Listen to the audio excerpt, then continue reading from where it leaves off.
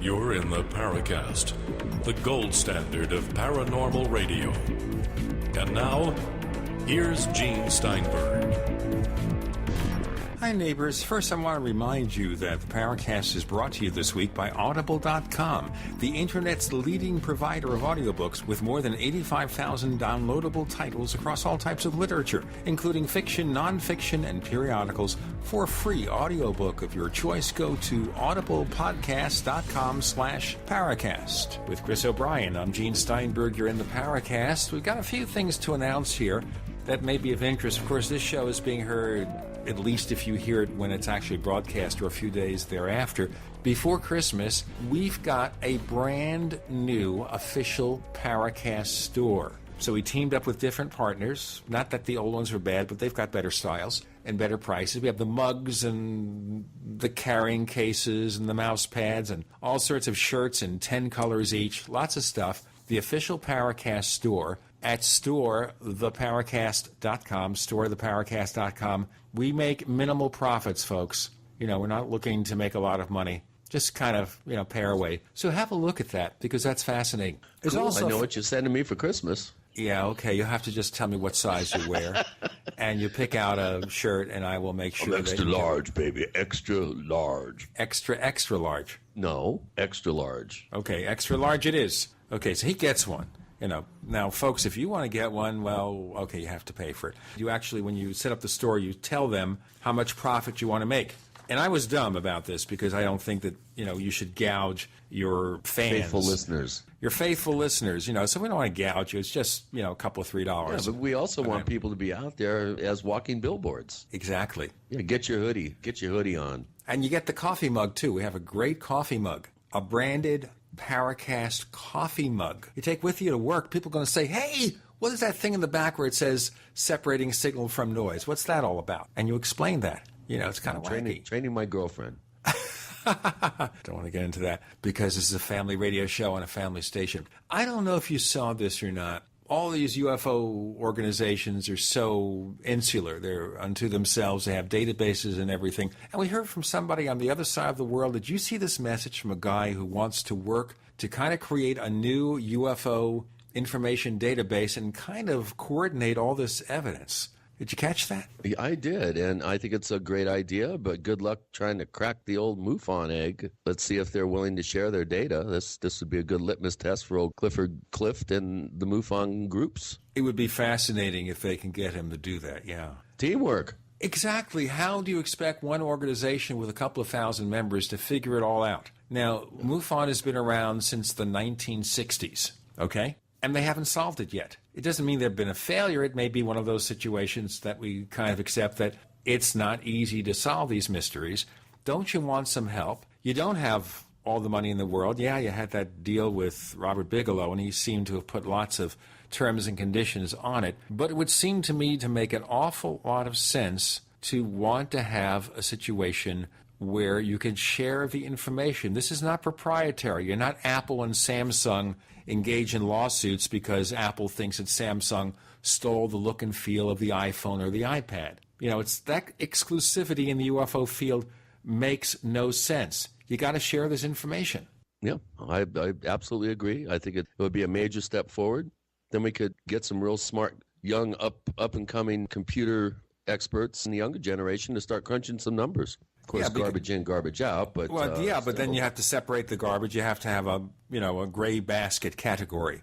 Right. Now, another development that maybe you haven't heard of, and I'll tell you this for the first time because I want to get a spontaneous reaction. This has been going on. I've had some private conversations with one of our regular posters in the forum, somebody I've known for a while. He has a paranormal blog, and he works like a regular person with a regular day job and a regular family. And he says to me, he misses a consumer watchdog site for UFOs. There used to be UFOwatchdog.com, which is Royce Meyer's site. We had control of it for about a year. We updated the content and everything, but the agreement we made with Royce was, okay, if he ever wants it back, he can have it. We're not taking it. We're just going to be the caretakers. So one day he writes back about a year ago and he says, I want it back. So we gave him all the information, and we had the original site plus a brand new version in what they call a content management program where everything's in a database. So you create one look and feel, everything's in a database for easier handling. It's called, if you people even care, it's called Joomla. That's the name of the program. And I thought it was looking real nice. When he brought it back, none of the new material was incorporated. He went back to the old site and the old style. So this particular forum poster said, maybe we should try to take it over again, but that's not in the cards. Maybe start a new organization or site as a better business bureau for paranormal research. Tell me it's a crazy idea. I think that's a great idea. Be certified, we could call it PPP, Preferred Paracast. I don't know. We have to work on that acronym. Instead of BBB, it would be the PPP. Right. Well, say that 3 times fast backwards. It's like the guy I was talking to the other week who wanted to play my voice backwards. But seriously, the problem with something like this is, number one, we would need people who were willing to volunteer to actually do the heavy lifting. This is not something that, we have time to necessarily do. It would take somebody or a team of people willing to do the hard research, to look at the material, say, okay, we've got all this stuff ready to go.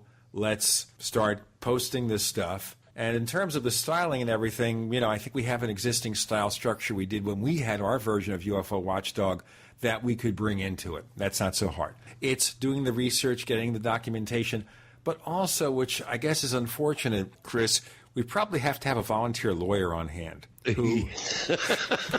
I think that's almost a given, Jane. One thing that I just thought of along these lines is have a rating system for investigators and especially people that publish books, publish articles, have, let's say, a blog or some sort of database. Maybe rate their efforts, have some sort of standardized form that would give us the ability to accurately rate their efforts. So from 1 to 10, 10 being the very best, 1 being don't believe this, there's nothing to see here, move along. Like the Better Business Bureau, where they rate businesses based on performance and have a clearinghouse for people to have an option of where to go with their particular case, whether it be a sighting case, some sort of crypto case, possibly an abduction claim, that sort of thing, and then rate the people who are willing to actually do the work in the field and go out and then publish the results of their investigation. That would be another thing, too, that would make it unique.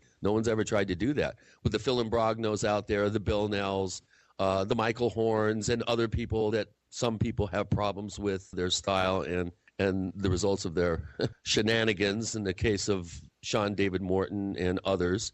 This would be a really good way for people to have a place to go, a one-stop shop, to look and see what these people are up to and what kind of track record they have and what kind of rating that they've been able to garner for themselves and their efforts. Right, and we have to make it as independent as possible. But once again, the key is that we're going to have a lawyer come on over and say, you know what, I'll be happy to help you out and defend you. Who knows? Peter Gersten would be great, but I don't know if he'd rate very high. But isn't Peter Gersten right now, he was in the Hall of Shame in the original UFOWatchdog.com, and isn't he going to be committing suicide or something next year? No, he's going to be taking the great leap into the beyond on December 12th. 2012. He's going to be on top of Bell Rock here in Sedona, and he's going to jump off and hopefully he lands. Somehow go through some portal or transcend himself into something other than lots of little pieces that need to be scraped up off the rocks with plastic spoons and Ziploc bags. I sure as heck hope, though, that he doesn't hurt himself. Speaking of someone who is just an interesting character all around, we have the return today of my old friend Tim Beckley. And Tim Beckley is known as Mr. UFO, by the way. And he's going to bring with him a woman named Claudia Cunningham, who we refer to as the MIB lady. Are you ready for this, Chris? I'm not sure, Gene. Okay, Tim Beckley, the MIB lady, and lots more coming up this week on the Paracast.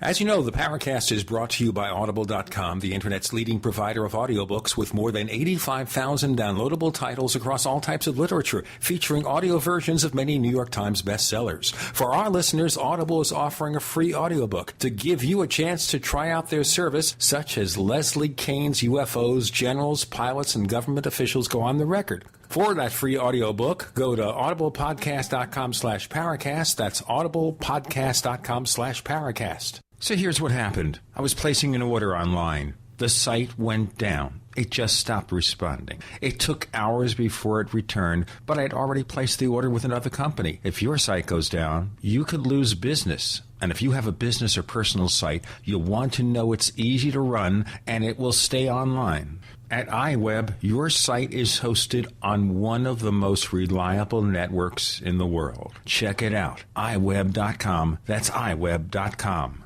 Making the right decisions is a challenge to investors. Are we going to see economic growth, slide into a recession, or at worst, depression? Hi, Ted Anderson from Midas Resources. We all know when a company acts irresponsibly, divesting ourselves in a move towards safety is prudent. When the market becomes volatile, U.S. Treasuries are a safe haven. But what do you do when the U.S. government overextends itself and spends beyond its means? Many investors are turning toward gold as a common-sense alternative to traditional paper investments. Midas Resources has put together a powerful book titled 10 Reasons to Own Gold, discussing costs, benefits, risks, featuring full-color illustrations, weights, and measures. The book is free and can be yours by calling 800-686-2237. Paper investments are dwarfed by gold's 6,000-year history. Discover how gold may be right for you and your IRA by calling 800-686-2237. Whether buying or it's time for you to sell, the book is free. Call 800-686-2237.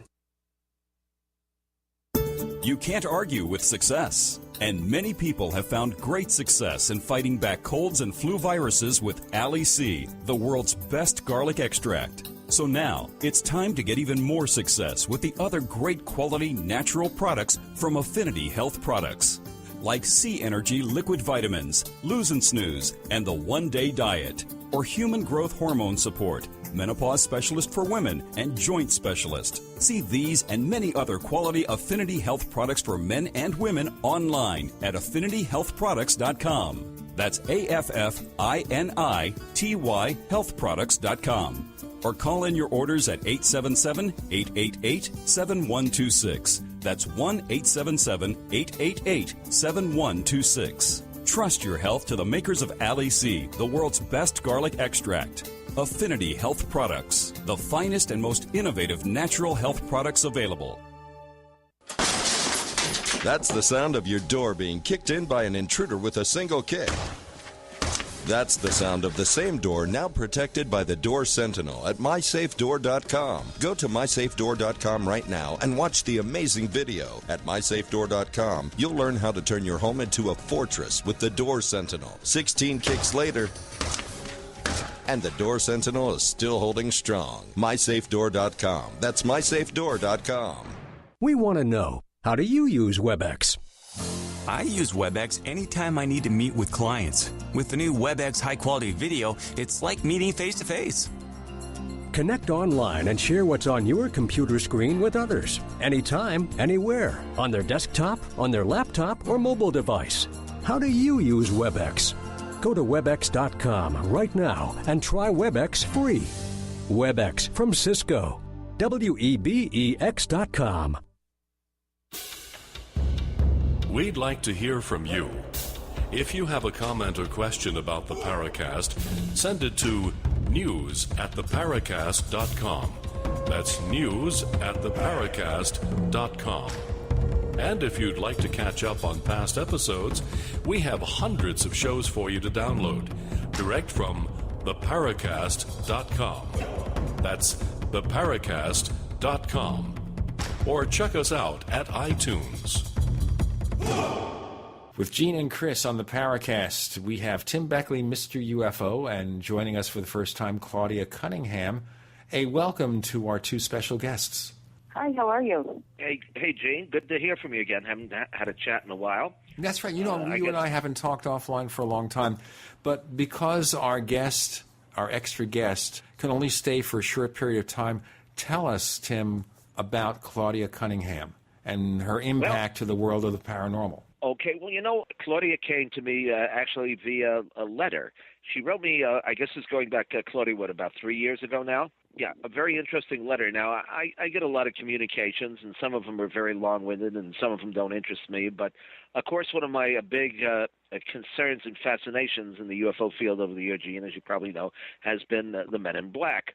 In fact, I had my own encounter of sorts, of course, with a MIB going back to the mid-1960s, and I've written 2 books on the subject, The Curse of the Men in Black and the UFO Silencers. So Claudia had written me a letter, a very interesting letter, about events that had taken place in a cemetery in upstate New York where, believe it or not, Charles Fort is buried, and it included several episodes of MIB-type sightings. So I was fascinated by it, by her experiences that she told related by other people, and she's kind of collected these over the years. So I got in touch with her, and we formed kind of a bond. In fact, Claudia and I, together with my friend Penny, who is a psychic, we visited the gravesite of Charles Fort just about a month ago. It's the Albany Rural Cemetery, I believe it's called, and there's some very strange things that are going on there, which Claudia will be able to fill us all in on. Claudia, how did you get involved in this crazy world? Well, ever since I was a little kid, I've been afraid of the dark,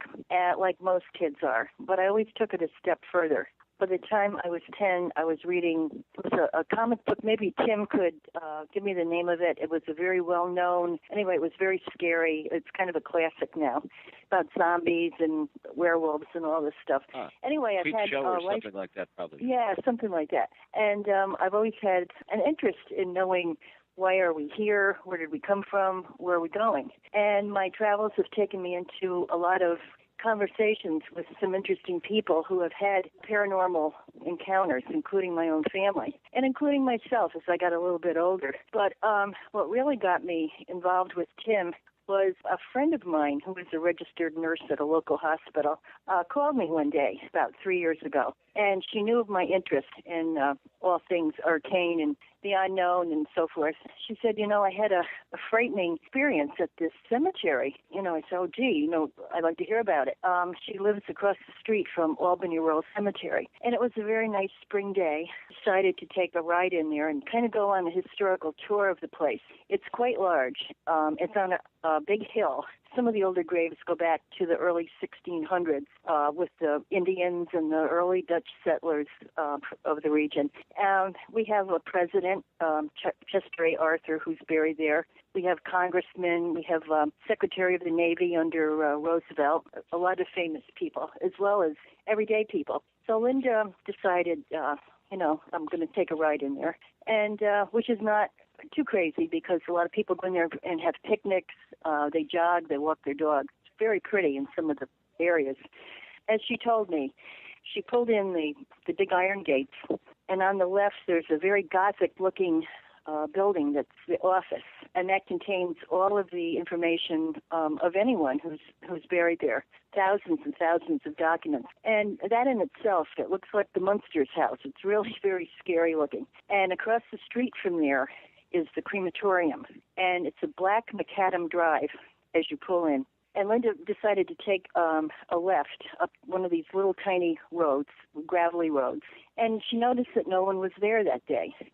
She got to the top of the hill, pulled in a little further. It was a type of a day where if you heard anyone coming in back of you or in any direction, you would hear it because of the gravel, and it was just deathly silent. So she had her windows down, and she pulled over, and she said she kind of looked down to take the keys out of the ignition. And what does that take? A second, 2 seconds? And she says, when I looked up, here was this mammoth, big black, military-looking SUV that was so close. It was in back of her, actually. And she looked in her view mirror, and she saw this thing was so close it was like in the back seat. It could have been in the back seat. So she thought, oh, my heavens, I'm going to be robbed or something. But the thing didn't look right. It had all completely black windows. And it was a day when there was a lot of milkweed in the air, which is kind of common to upstate New York at a certain time of the year. And it's very annoying. It'll cover the cars, and you have to kind of put your windshield wipers on to get it off your car. But this thing had no weeds on it at all. Nothing was sticking to it. And she said it looked like a brand new vehicle that they just rolled out of the showroom. Anyway, she said, I'm going to herself, I'm going to pull up and let's see if this thing follows me. So she did, and it kind of backed up. It didn't follow her. It backed up. And she's watching this thing, and it kind of turned to the right from where she was, which was, I don't know how many feet up, but it looked like this thing was going down one of the little side hills in the cemetery. And she watched it until the top of this thing disappeared. It was gone. So she said, I got kind of mad because somebody was trying to, terrorize her. So she said, I turned around and I was going to follow this thing. And she said, only when I got there was no road and there was a chain link fence. And she said, the only thing beyond the fence itself were graves. Me, I would have died right there on the spot. We did see that road, too, Jean. Yeah, that's right. I had Tim there. Yep. And it is chained off. Yep, absolutely chained. Nothing there. So Linda said I went down the way I came in, and there was the SUV parked right in front of the office, right smack in the middle of the road. And she said I had the feeling it was waiting for me, and I never had a feeling like that.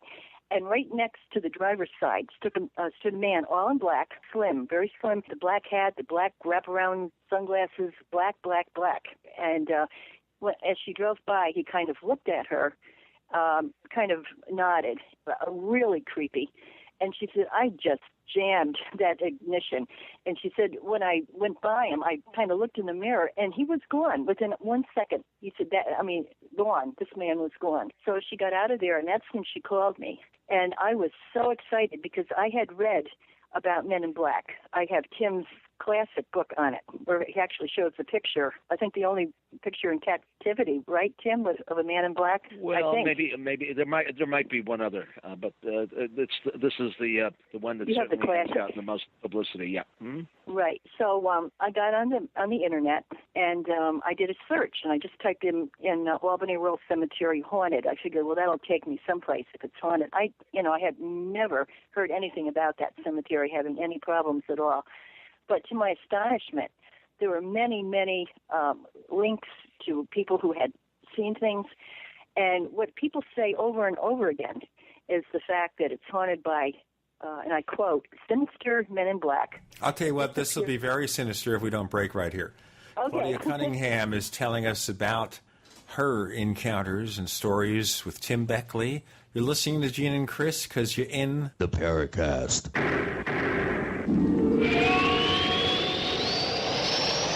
America's #1 source for independent talk radio for over a decade. We are the GCN Radio Network. When it comes to running a successful business, there are many things you have to get right. But one thing is often overlooked, and that's protecting the data that powers your business. Computers, servers, external hard drives, and even tape backups are vulnerable to failure. In the U.S. alone, over 140,000 hard drives fail each and every week. According to one study, only 7% of companies that lose their data centers for 10 days or more survive beyond the year. So I want to tell you about our friends at Mozy, the most trusted name in online backup. Give our friends at Mozy a call. They've been doing this for a long time and run the most secure, most trusted online backup service. Right now, you could save 15% by using the promo code PODCAST15. That's PODCAST15. Call 877-669-9776. That's 877-669-9776. Or visit mozypro.com. That's mozypro.com.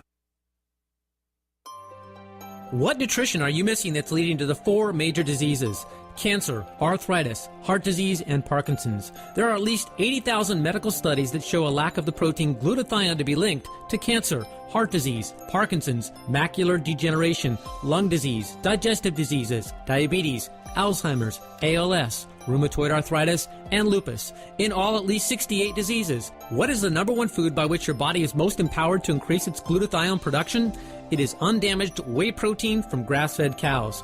One World Whey is truly the first undamaged whey protein.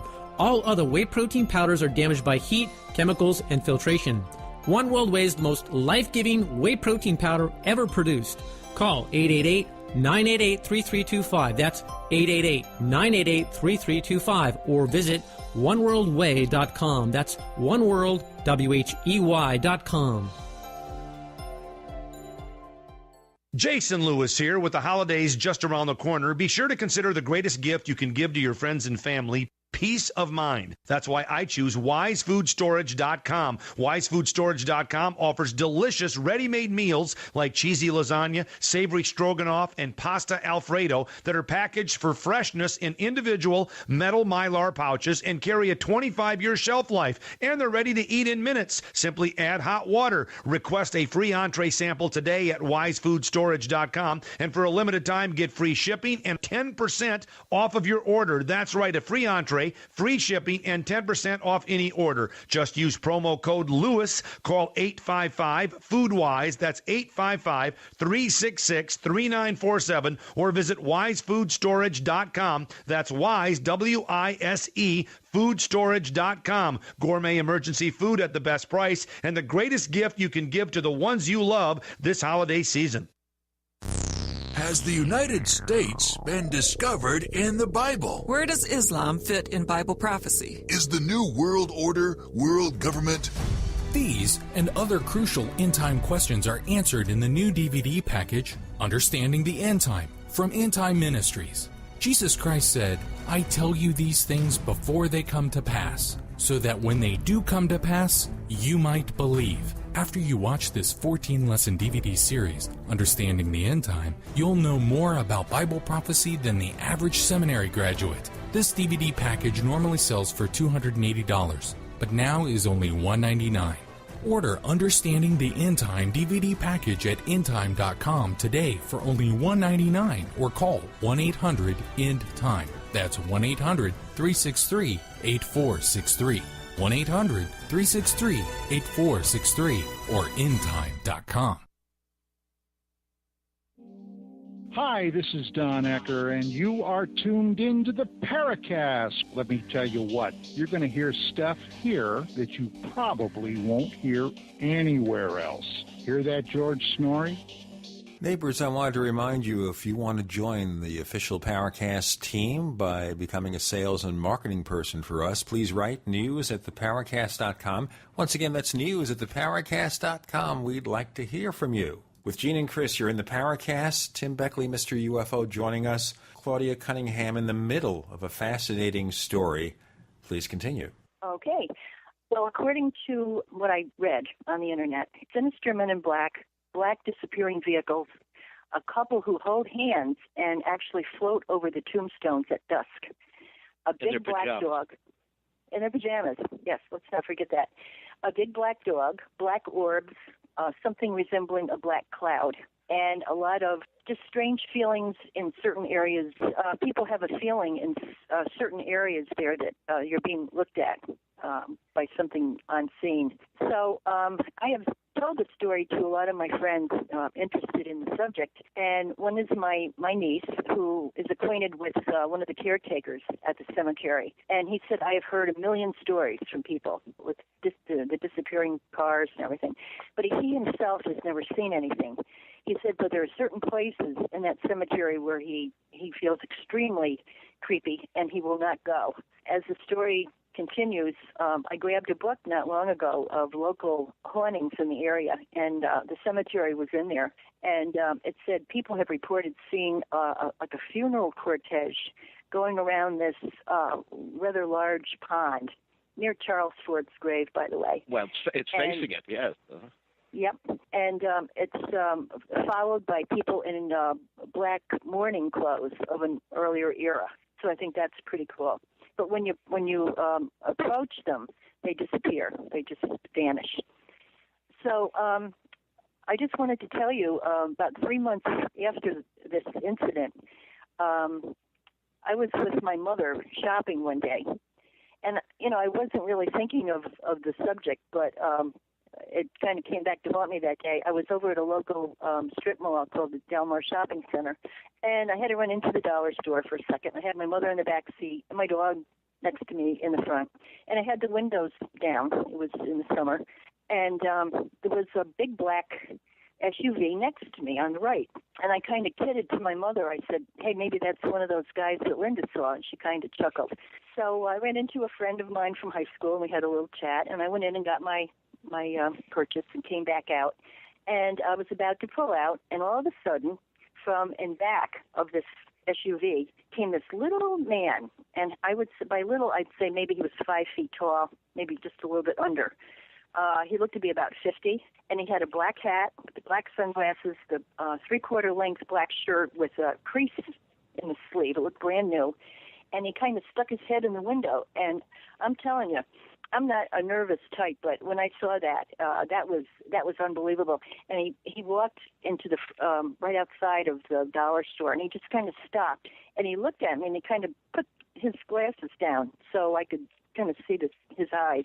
And he just kind of nodded, and I had the feeling that he was saying, well, you wanted to see one of us, here I am. Well, that's a very strange place there. I mean, the cemetery is huge. And, of course, Charles Fort was a collector of all this oddities, and I guess he's still continuing to look on and watch the strange goings on in the cemetery. And a lot of the activity is pretty near the family tombstone. It's actually the entire family is buried there. There are 9 grave sites with the Fort as the last name. So it's interesting that this would all be occurring within a small radius of where the master himself is buried. Okay. Again, according to different books that I've read, local folklore, and also through the internet, that cemetery is haunted by disappearing black vehicles of all kinds, black men, sinister-looking men in black, a black dog, black orbs, a black cloud, a couple who hold hands and float over the tombstones at dusk in their pajamas, of all things, and a funeral procession that goes around this lake inside the cemetery. And they're older black cars, and they circle around, followed by older-looking, maybe people from like the 1800s in black mourning clothes.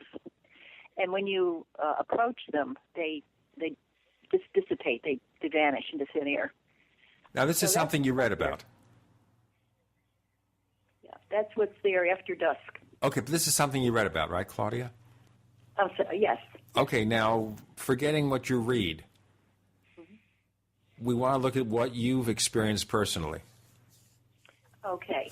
Well, I've had a lifetime of strange things. Do you want me to tell you a few things? Or? Well, since we're looking at that particular area, in and around the burial place of Charles Fort, and also because Tim was referring to you as the MIB lady, are you someone who has received lots of phone calls or warnings from strange people? No, nothing like that. But I did have in 1973, and I think it was then because I just got my brand new Mustang convertible.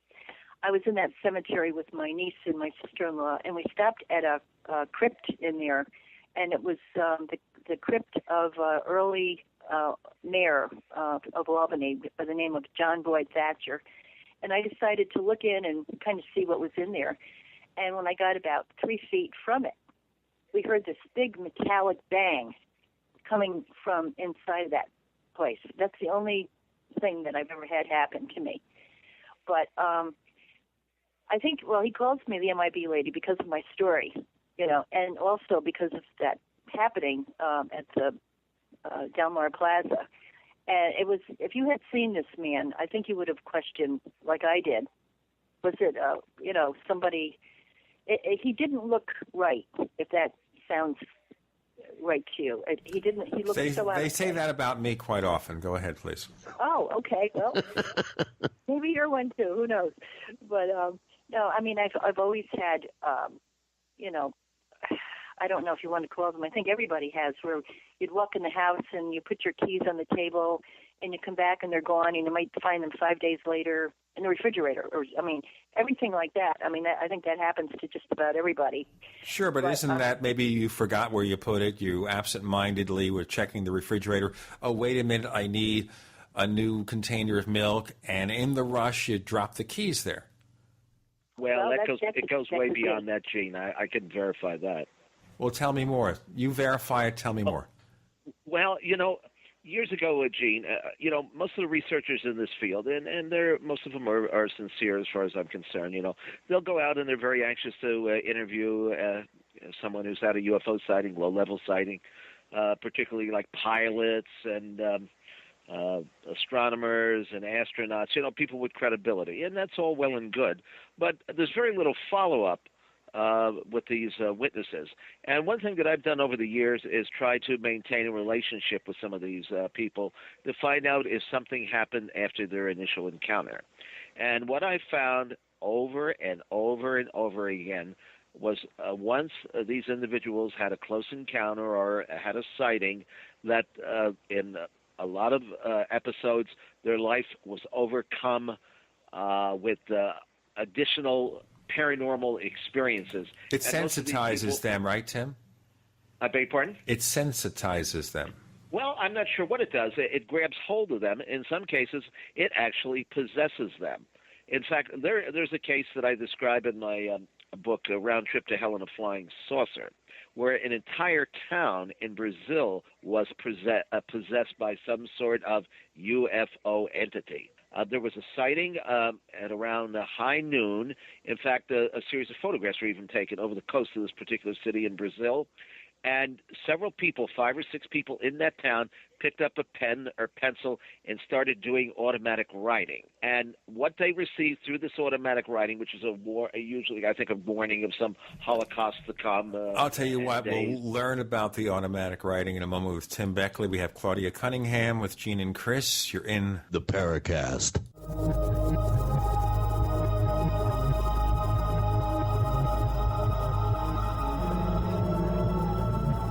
Are you tired of searching for great talk radio? Something more important. Search no more. We are the GCN Radio Network.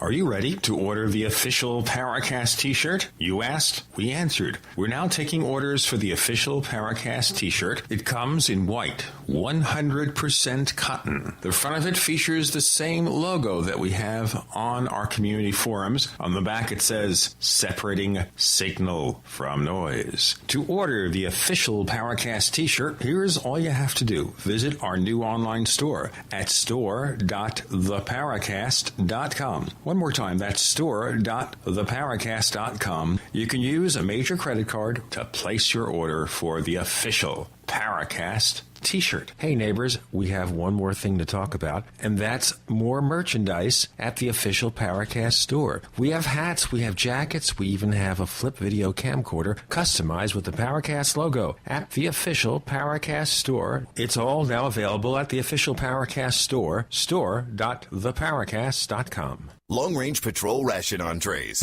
If you know survival, you know LRPs are the undisputed king of military rations. Hands down the best for your bug-out bag or survival pack. To go farther, faster, and carry more food, there's nothing better than a Brick Pack LRP cold weather ration entree. Nothing. Now, the Freeze Dry Guy is offering a limited time deal on thousands of fresh LRP entrees. We're talking a menu of tasty and nutritious beef stew, chicken and rice, chili mac with beef, spaghetti and meat sauce with 20 entrees per case. These fresh 2011 LRPs are U.S. government contract overruns, perfect for long-term storage. But they're going fast at freezedryguy.com. Far superior to MREs, long-range patrol entrees are about a third the weight of an MRE, with about a third more meat than the finest commercial freeze-dried entrees. Ask about multi-case discounts and free shipping when you call 866-404-3663 today. That's 866-404-3663 or freezedryguy.com. Your source for survival food in an uncertain world. Smokers, are you still smoking traditional cigarettes? Are you still smelling up your clothes and car interior, staining your teeth, and getting ashes everywhere? Why? When you could be smoking or vaping with e-cigarettes by LeSig. With LeSig e-cigarettes' revolutionary microelectronic technology, rechargeable battery, and unique replacement cartridges, you'll get all the satisfaction of smoking, but no smoking hazards.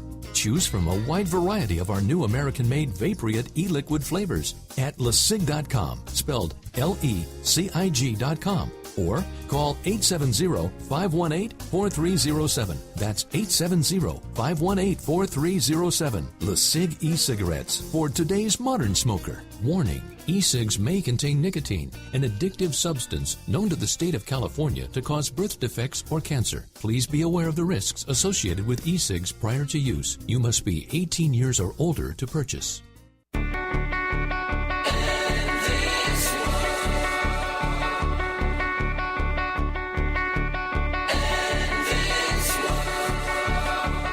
Hey, this is James from the band Golden State. There's only one man who can end these wars, and that's Ron Paul. This Christmas, let's get him to #1 on iTunes with our song, Bombs, the Ron Paul song. It's not impossible.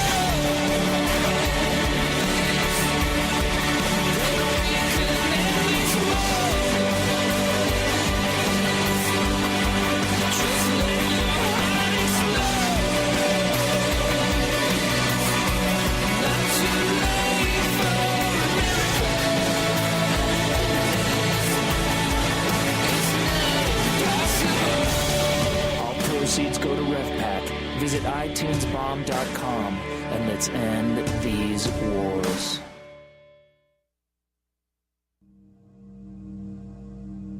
This is Leslie Kane, and I'm with the Coalition for Freedom of Information, and you are listening to the Paracast.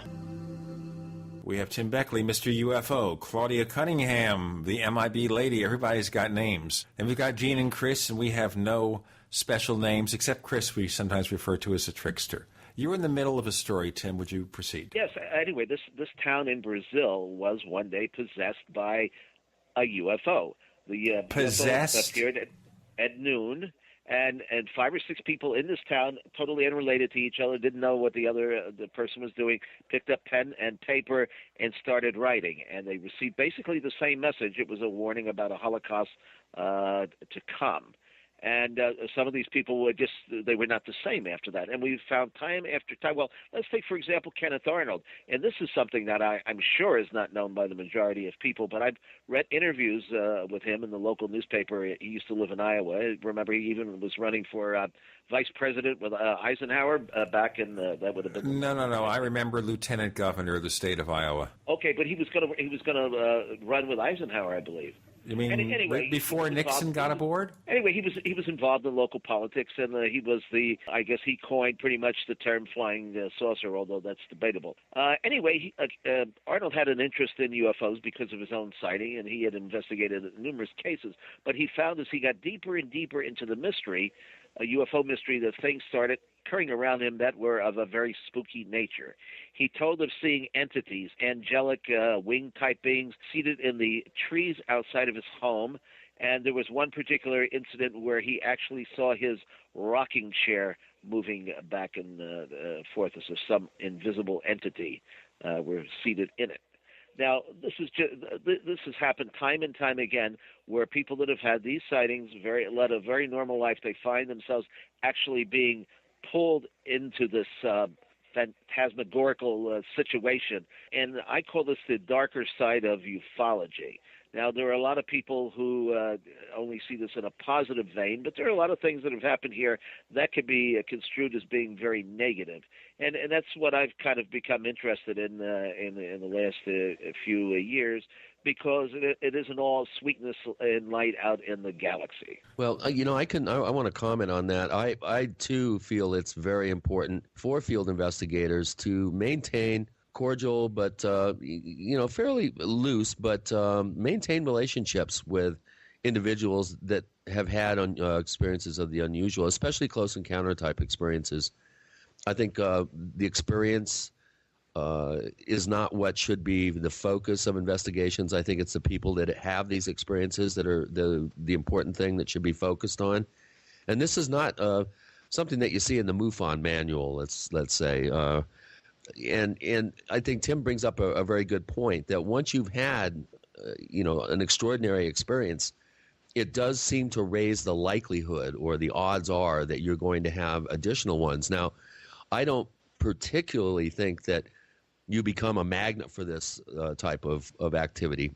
I disagree with you somewhat on that, Tim, but it does make you more aware of your surroundings, and you tend to be you tend to be a lot more observant and sensitive to things that are going on around you. And I think people, once they've had an experience, they tend to pick up on things and don't discount them like most people do who haven't had an experience. I don't know, Chris, as if I would agree with you on that. For example, there was a family lived near Somerset, New Jersey, and they had a sighting of a UFO on the way home one night. This thing was hovering and illuminating a billboard, an advertisement on the highway. Now, if that isn't free publicity, I don't know what is, right? But anyway, they went home, and like a day or so later, all sorts of weird things started happening that had never happened to them before. Now, you don't usually equate seeing a UFO with paranormal or demonic phenomena. I don't think this is something that goes through the average person's mind. So it's not, certainly if they hadn't read any literature on the subject, and there wasn't very much published of a kind of a negative bent back, 5 or 10 years ago even. So weird things started happening around them. They started hearing voices in the basement as if somebody was talking from under the basement floor, and it was concrete. Okay. There was an incident where this individual lost a wedding ring. It just vanished, and they found it a couple of days later. It was in the bread box. Now, come on, things like this are just there's. The point well taken, Tim. Yeah, I agree. There are exceptions. Tim Edwards, who was the one that filmed the famous Salida 6 minutes of daylight footage back in '95, would be an example of a case where he did seem to turn into some sort of magnet, and he had all kinds of events that he was able to film some and photograph, and it, definitely his life was changed. But I think he's the exception to the rule. For all the people that you can bring up, and I can bring up out of my case logs in my database, for the people that we can bring up that have had repeat type experiences, there's many, many more that haven't, that they experience a standalone type experience that may or may not have changed their thinking. How many people have actually gone back and you mentioned these people that didn't have these experiences? How do we know that? I mean, have we gone back, or has somebody gone back and spoken with them? Well, I can only speak for my work. I can only speak for my work, and I do attempt to check back periodically with witnesses, especially when I was living in the San Luis Valley. I made it a point of keeping in touch with Chris, your stuff is so strange to begin with. It starts out by being paranormal. Well, you got me there, Tim. I don't know how to respond to that, but my point is that I don't think we have enough quality follow-up work being done out there, and I agree that there is a very good possibility, and even possibly a likelihood, that people are experiencing a higher, elevated level of these unusual experiences after they have been exposed to it. But until we do the kind of follow-up work that we need, we can't really just have a knee-jerk reaction and say, oh, well, this is obviously what's going on.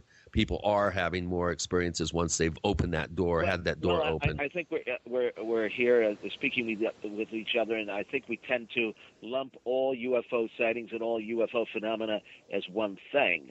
And, of course, you can't really do that. So, in fact, there is no way to separate the different types of experiences here. That's one of the things that's happening. So you can't really make a blanket statement about almost anything, because there is exactly. It's filled with nuance. The minute that anyone says to me that they have all the answers, or they are the only ones privileged to maintain contact, I walk out of the room. I mean, it's so much nonsense for anybody to say that it's almost insulting. Yeah. Now, well, I mean, I also find it very a little bit difficult to be around when people totally go off the deep end with this stuff. And I've had a case, for instance, where a guy did have what I feel was a legitimate experience, and then for the next 3 years, every single movement in the trees, every strange landing lights or something that would appear. I mean, he was on the phone with me,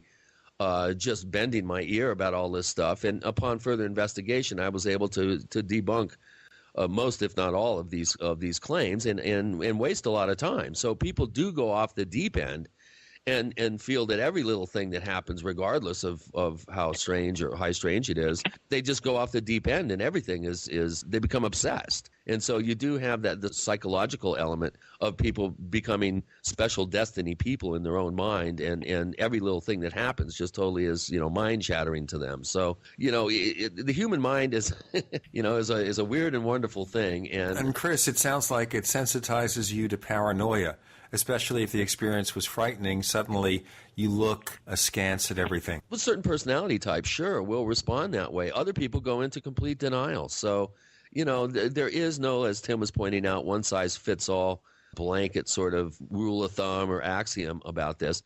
I do agree that I think there is a greater likelihood of you experiencing further weird things after you've had a paradigm-shifting event in your life. I do agree with that. But again, as Tim pointed out, a lot more follow-up needs to be done in this area. And certainly we don't want to be able to make an analysis about someone's psychology without having a professional take a look at it. Well, Chris, do you have at least one good case that you can think of that you followed up where there was some paranormal activity? Yeah, I do. Actually, I've had several. But again, out of the thousands that I investigated, they're the exception, not the norm or the rule. But I do have some repeat cases. I have a 3-generation abduction case that's very intriguing. So, I think a lot of this affects, this type of unusual occurrences and events affect people differently depending on the kind of personality types that they are. We're going to be impacted very seriously in a moment if we don't do this. We have Tim Beckley, Claudia Cunningham. Chris is going to talk further about 3 generations of abductions. He just really started my curiosity. We should bring that up again. With Gene and Chris, you're in the Paracast.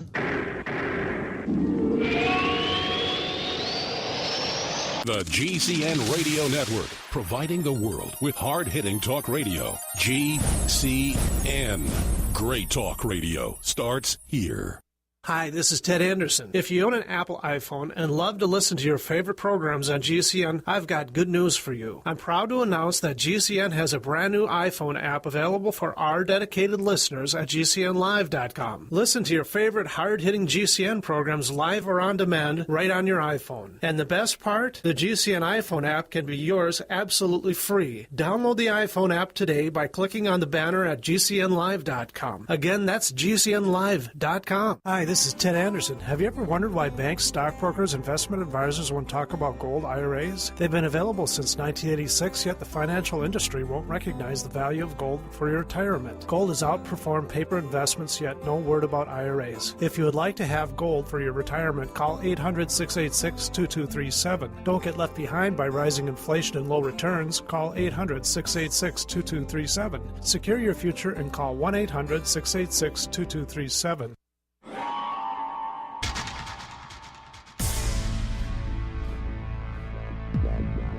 Welcome back to the Paracast, the gold standard of paranormal radio. And now, here's Gene Steinberg. In the second hour of the Paracast, with Claudia Cunningham making her first appearance with some unusual tales. Tim Beckley, who always has a story. But Chris, you dropped this thing, you've probably referenced it before. You mentioned someone or family, 3 generations of abductions. Just maybe cover that very briefly for those who missed it. With all the work that I did in the field for 13 years, pounding the ground literally, I would have expected to come up with more claims of abductions. And out of all that time, I only had 4 people that claimed they had been abducted. Out of those 4, 2 of them were really intriguing. And I do mention those in my book, Secrets of the Mysterious Valley, in one of the final chapters. This one case was of a rancher woman, a single mom, mother, hard worker, very gifted with horses and livestock. And her case was referred to me by the sheriff's department. I befriended her to the extent of she was able to trust me enough to tell me her story. And it turns out that when she was growing up in the Denver area, her family experienced some very unusual sighting events. Her mother, may have had, and again, I was not able to ascertain this definitively, but she claimed that she had experiences that she hadn't told her family about And her daughter then started experiencing things back in the late 80s, if memory serves me correct, after she had moved down to the San Luis Valley.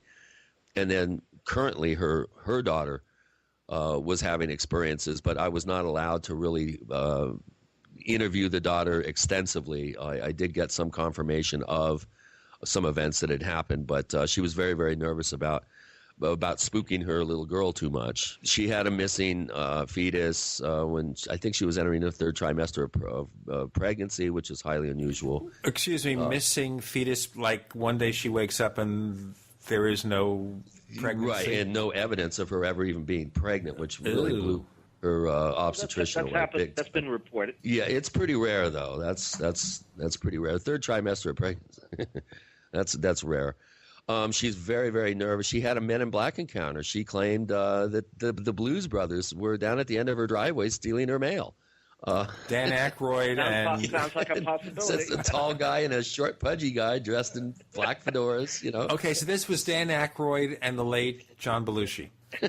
Well, they were far enough away where she couldn't really ID who the people were, but she said they looked just like the Blues Brothers in Elwood's Bluesmobile. In black. In black. Yes, all dressed in black. Actually, Dan Aykroyd is a big fan of UFOs. His father just wrote a book on spiritualism, and he had a Men in Black experience. So I think there might be something to that appearance in the Blues Brothers in the movie. Well, some of the things that she mentioned about her experiences really had me scratching my head, but she did have a certain amount of documentation, which was very difficult to argue with, and the fact that the sheriff's department had been investigating her case, and they at one point they kind of reached loggerheads with the whole thing. They really didn't know what else to do. That's when I was called in, and you don't get cases of that caliber referred to you by law enforcement very often. This is a highly unusual. To my knowledge. Of course, I was kind of called the unofficial deputy of weirdness for several counties there for a while, but so much was going on. You encourage people by your mere presence to reveal their paranormal encounters. You're a paranormal man. No, I don't think I encourage people. I just make sure that they know that if they need to talk to somebody, that there is someone that would be willing to be objective and non-judgmental and talk to them. Plus, I do try to make people aware that the data is very important. Even though you let's say you want to remain anonymous, at least give me the opportunity to log the data and investigate the claim. But encourage people, no. I'm pretty neutral about that part of it. Claudia, before we let you go and you told us you could only spend part of the show with us, any more interesting tales to reveal? Well, there are many places in the city itself that have a reputation of being haunted. But before I tell you that, I did have, I don't know if it was a UFO experience, but I was coming back from Ireland about 15 years ago, and I was in a plane coming up the Hudson River, and I was kind of looking down. And right near the shoreline, there was this little silver disc that was keeping pace with our plane and was kind of doing flips and, all these gyrations for about maybe, 15, 20 minutes. And I always wondered about that. Have you ever heard of anything like that? Well, there have been any number of instances where UFOs have followed planes pretty close, where passengers have looked out the window and there it is right there next to them. Yeah. Yeah, there have been a number, especially in the early days of the UFO field, when we were reading all those books from Major Kehoe and the one from Edward Ruppelt. There were stories of airline encounters where the UFOs seemed to be coming closer. Yeah, Ray Stanford has 3 films filmed out of airliners. Plus, there's been quite a number of good photographs of objects that seem to be pacing airplanes. How about this one, though? I had the current sheriff of a county. At the time, he was a deputy sheriff. He was up fishing at a reservoir, and he heard the sound of a plane, and he looked up, and he said a Cessna flew by about 1,000, 1,200 feet off the ground, but it was flying backwards. I love that one. Well, that's what the airline pilots are doing now that their salaries are not as high as they used to be. They have this philosophy, well, if you're not going to pay us a decent dollar, we'll fly backwards. I love it. I think I've ridden with a few of those. That seems like the way to go. Could I ask a question before I pack up? I'd like to know how many of you think that at least part of this Men in Black thing and UFO situation is spiritual. the old good versus evil, demonic. Yeah, well, that would be my feeling at the moment. Although people kind of misunderstand when I say demons. My book is titled Round Trip to Hell and a Flying Saucer. They think of it in the Christian fundamentalist sense, and I'm far from being the most religious person in the world here. I see it as when you say spiritual, I see it as spirits. If we remember, Aleister Crowley would often invite beings from parallel universes in to join him in some ritualistic ceremonies, and I think I wouldn't say often, but he did do it. Well, he did. Well, he claims to have done it at least, yes. But I do believe that we are part of a multi-dimensional cosmos, and that these craft that we call UFOs are not, in a sense, coming here from Alpha Centauri like Stanton Friedman would have you believe. In fact, I believe after years of research into this field, and you can't go into this with blinders on, and this is what a lot of people like to do. They have a preconceived idea. They don't want to hear anything else. Block it out of their mind. They will talk over you if you have another idea. I do believe that the government secretly fostered the idea that flying saucers were interplanetary. It could well have been that even groups like NICAP were organized for this purpose, because, in fact, if you go back and you check the roster of those who were on the board of directors and closely involved with Kehoe's work, you'll find that a lot of them had a government and CIA connection. The government would... Well, you know, some people... Okay, that's the old conspiracy theory about NICAP. Yeah. That, but the other theory being, of course, that because Kehoe was ex-military, he had so many friends from the military who came aboard. But the other theory, of course, is that anyone who had any military connection had to be one of them. Well, this goes back even further now, Gene. I also believe that this porthole was opened in Germany around 1920. In a secret society, there was a secret society made up of what eventually become members of the SS and the German Nazi hierarchy, who were actually holding seances.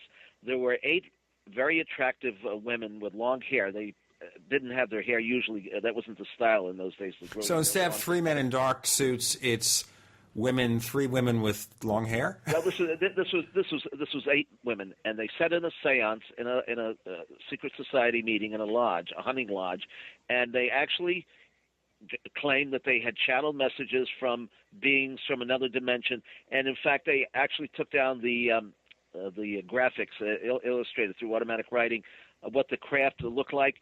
And if you compare those drawings that were made in the 1920s to the craft that were supposedly cited by George Adamski and others in the 1950s, it's shockingly similar. I'll tell you what's shockingly similar. This message, we're talking to Claudia Cunningham and Tim Beckley with Gene and Chris. You're in the Paracast.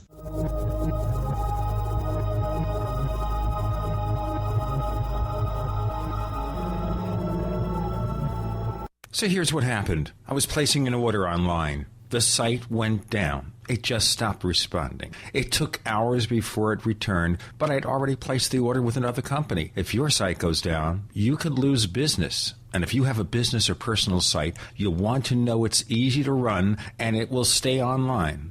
At iWeb, your site is hosted on one of the most reliable networks in the world. Check it out. iWeb.com. That's iWeb.com.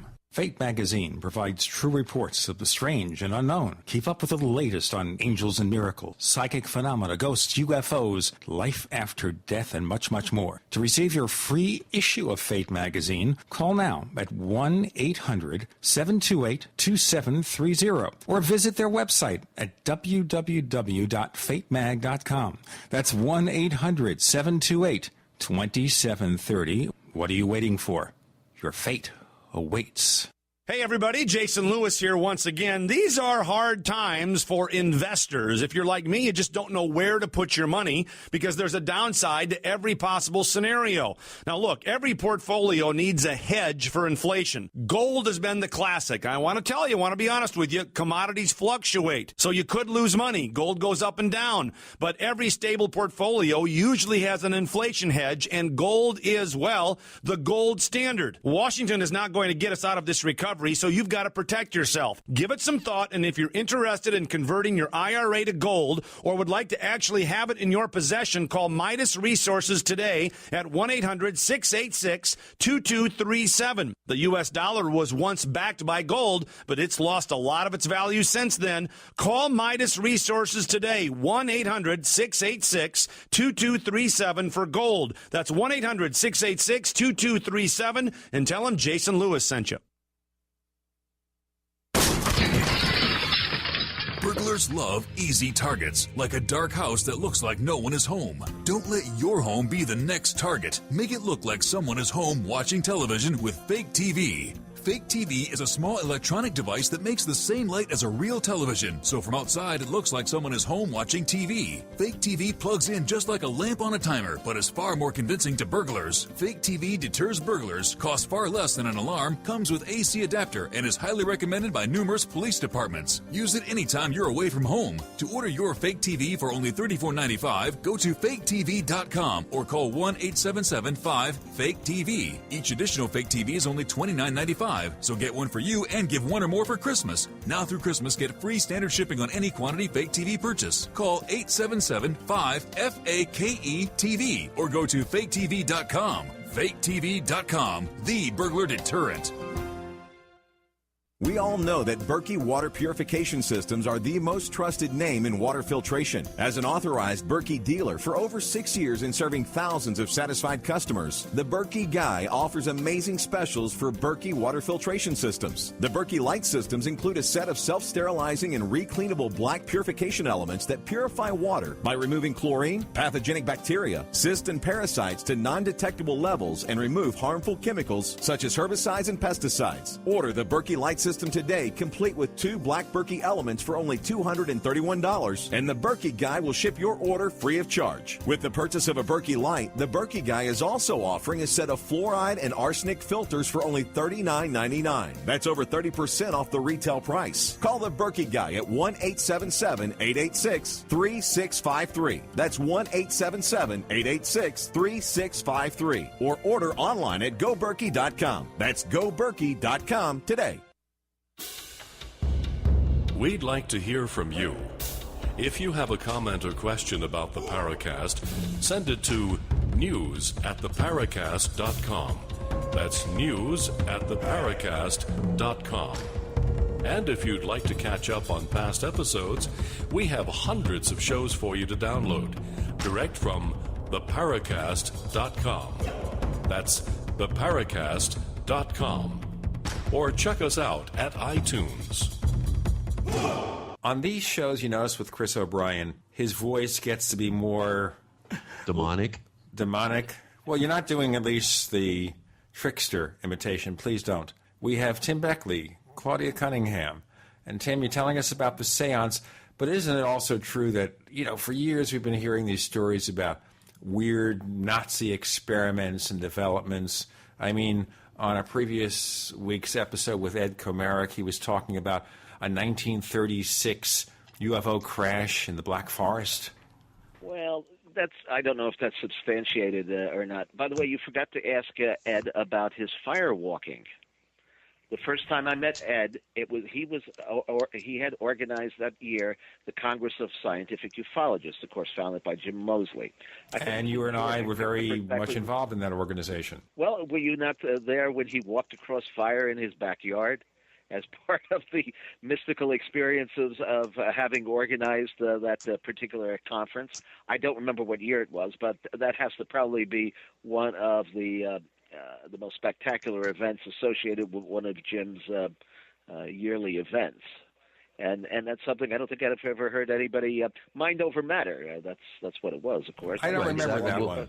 Well, getting back to Claudia's question, Tim, one thing that I find very intriguing is the work of Rosemary Ellen Guiley, who I've talked to recently and is becoming more and more and more convinced that many of the paranormal aberrations and haunted sites and more of the paranormal type events are the work of the jinn.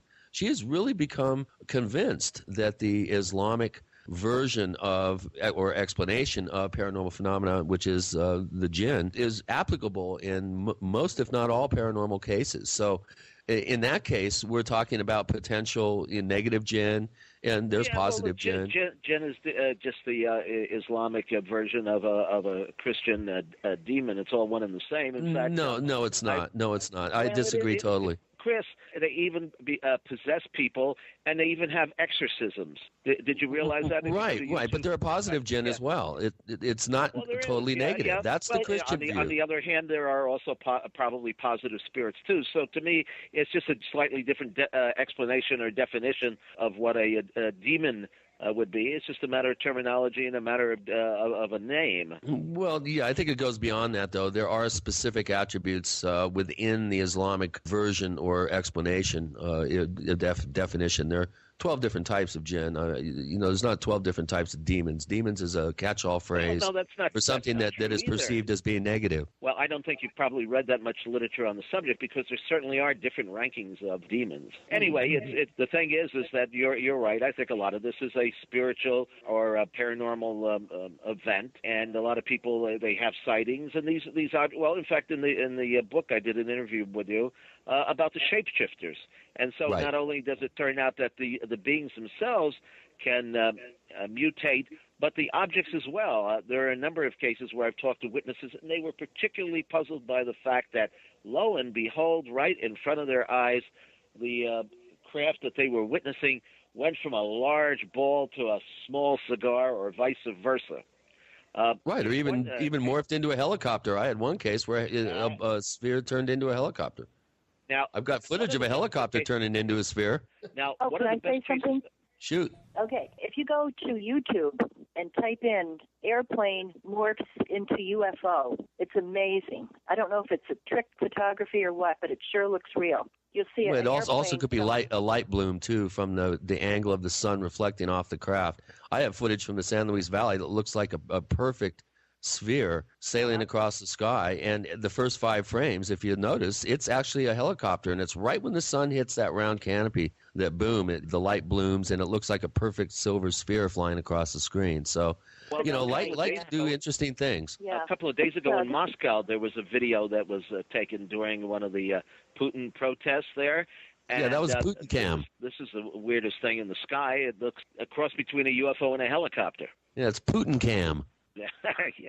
It was taking said, pictures and notes. Our friend Charles Schwartz said, and I love this, and I always remembered it. He said, not only is the world stranger than we know, it's stranger than we can know. And I don't think any of us have the answers, but at least we have the questions.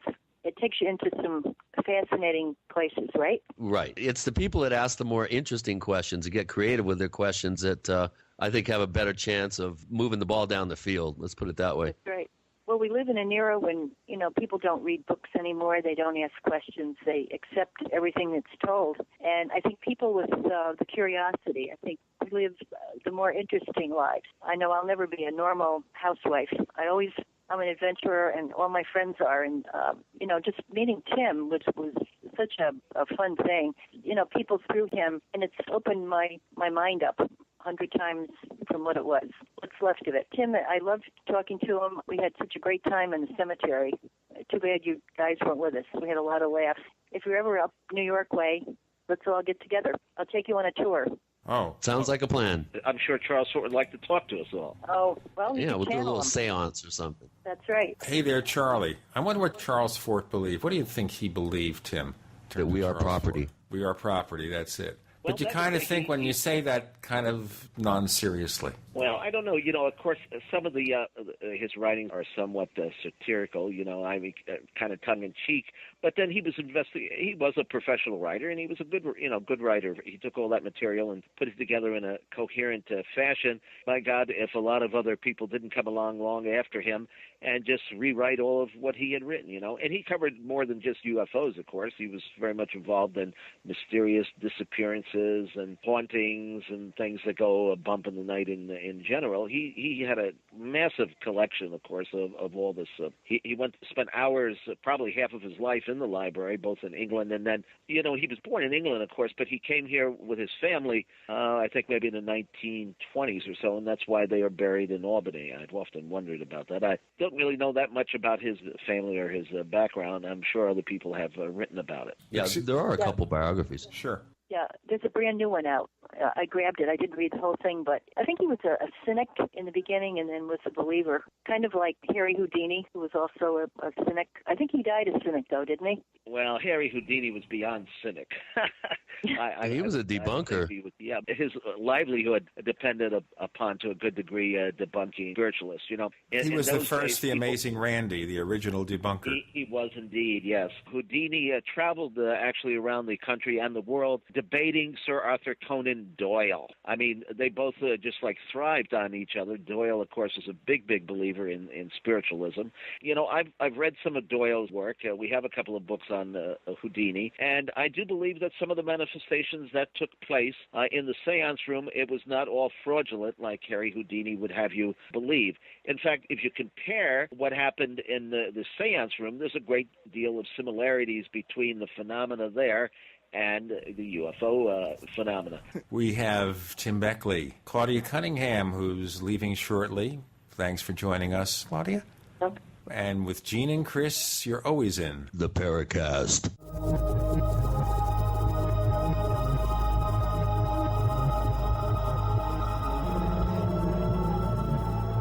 America's #1 source for independent talk radio for over a decade. We are the GCN Radio Network. Ray Perkins, a reclusive veteran burned out from the Gulf War, lives tortured by relentless, perplexing nightmares. Nightmares of a horrific battle in deep space and of a mysterious woman suffering in agony for her devastated world. A woman not yet born, calling across centuries to him. Then, a coincidence leads him to his destiny, his chance to alter the universe. Attack of the Rockoids. The former fiction editor for Star Wars and Indiana Jones, Robert Simpson, writes, "The soul of the novel Attack of the Rockoids lies in its heart and passion for building a convincing tale of a love that spans the galaxy, a thrilling story. Attack of the Rockoids is available now.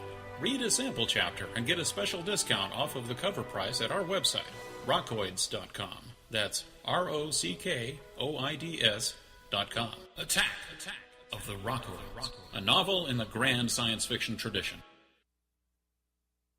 Digestive health is the key to wellness and elimination of toxins. That bears repeating. Digestive health is the key to wellness and elimination of toxins. And Pro EM1 Daily Probiotic Cleanse is the key to digestive health. Pro EM1 is a powerful liquid probiotic, strong enough to cleanse, gentle enough to use every day. Pro EM1 is dairy, wheat, and soy-free, contains all natural and certified organic ingredients, contains no preservatives or animal products, supports a healthy digestive and immune system, supports weight loss, improves absorption of food nutrients, aids in controlling yeast infections, is never freeze-dried, and uses 3 groups of live, viable, beneficial microbes to cleanse and remove toxins. Order Pro EM1 Daily Probiotic Cleanse at Terraganics.com, spelled TerraGanix.com, Terraganics.com.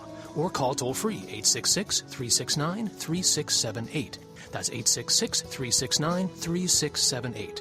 Pro EM1, the raw probiotic. What happened, man? You used to be energetic, happy, and wow, did the ladies love you. Now you fall asleep on the couch, irritable, and out of shape. Don't be that guy. Call now for a risk-free trial of Ageless Male, a natural supplement shown to raise testosterone by 50% and maintain healthy, normal levels.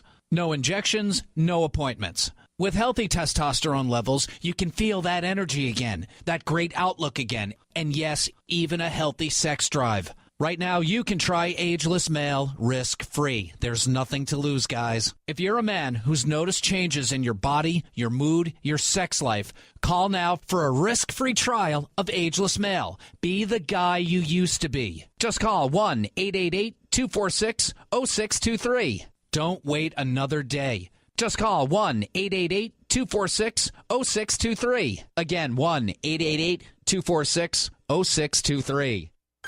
The world's best solar-powered oven has gotten better. Sun ovens are now available with a brand new Christmas Sun Dehydrating and Preparedness Kit, which includes everything required for cooking, water pasteurization, and dehydrating with the power of the sun. Prepared families are storing food for months and years, but only have enough fuel stored for days or weeks. A sun oven lets you harness the sun's power to bake, boil, or steam food, heat water for purification or personal hygiene, or dehydrate. For the past 25 years, Sun ovens have been proudly made in the U.S., are durable, and have a long life, and come with a 100% satisfaction guarantee. Don't be fooled by cheap imitations. For a limited time, preppers can save $65 on the purchase of a Christmas Sun Dehydrating and Preparedness Kit. For a discount coupon, visit sunoven.com/GCN.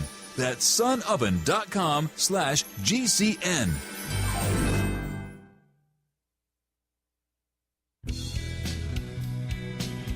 Hi, this is Ted Phillips listening to the Paracast, and it's as good as it gets, believe me.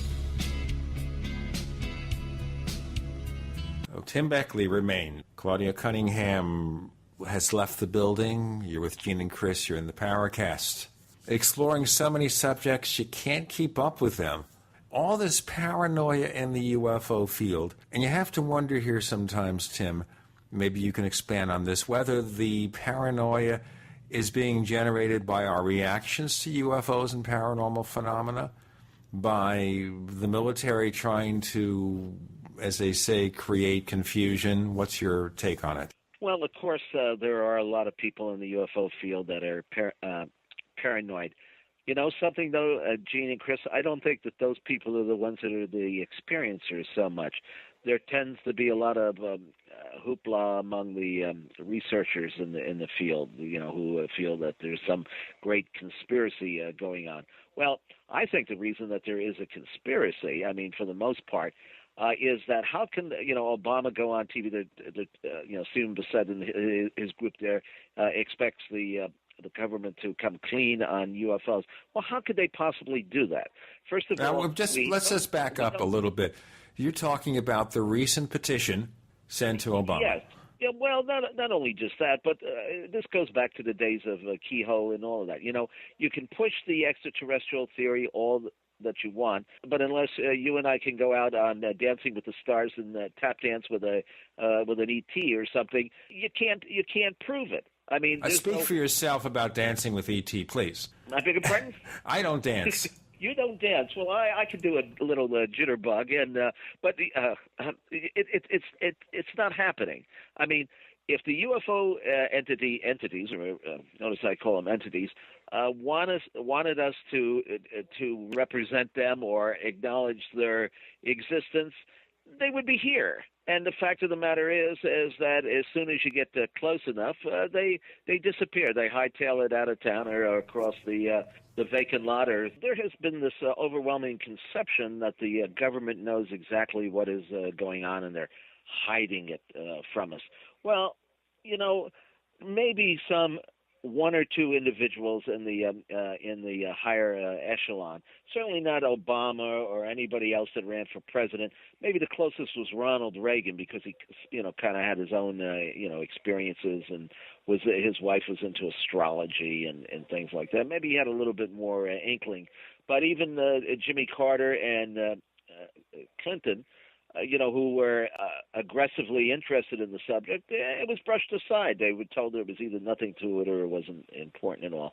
Well, the government can't go. First of all, who speaks for the government as far as this goes? You know, people would say, if Obama got on TV and talked about the arrival of extraterrestrials, the right-wingers would say it's a false flag. Others would say that he was, the Christians would say that he's in league with the demonic forces. How in God's name could anyone from the government they would be either stoned or boo-hooed out of politics. It's just something that you can't touch. And also, so basically saying here is that the government, in your interpretation, Tim, can never reveal the truth about UFOs because we would dismiss it. We wouldn't believe them. Again, what is the truth about UFOs? Well, let's assume there is a truth, Tim.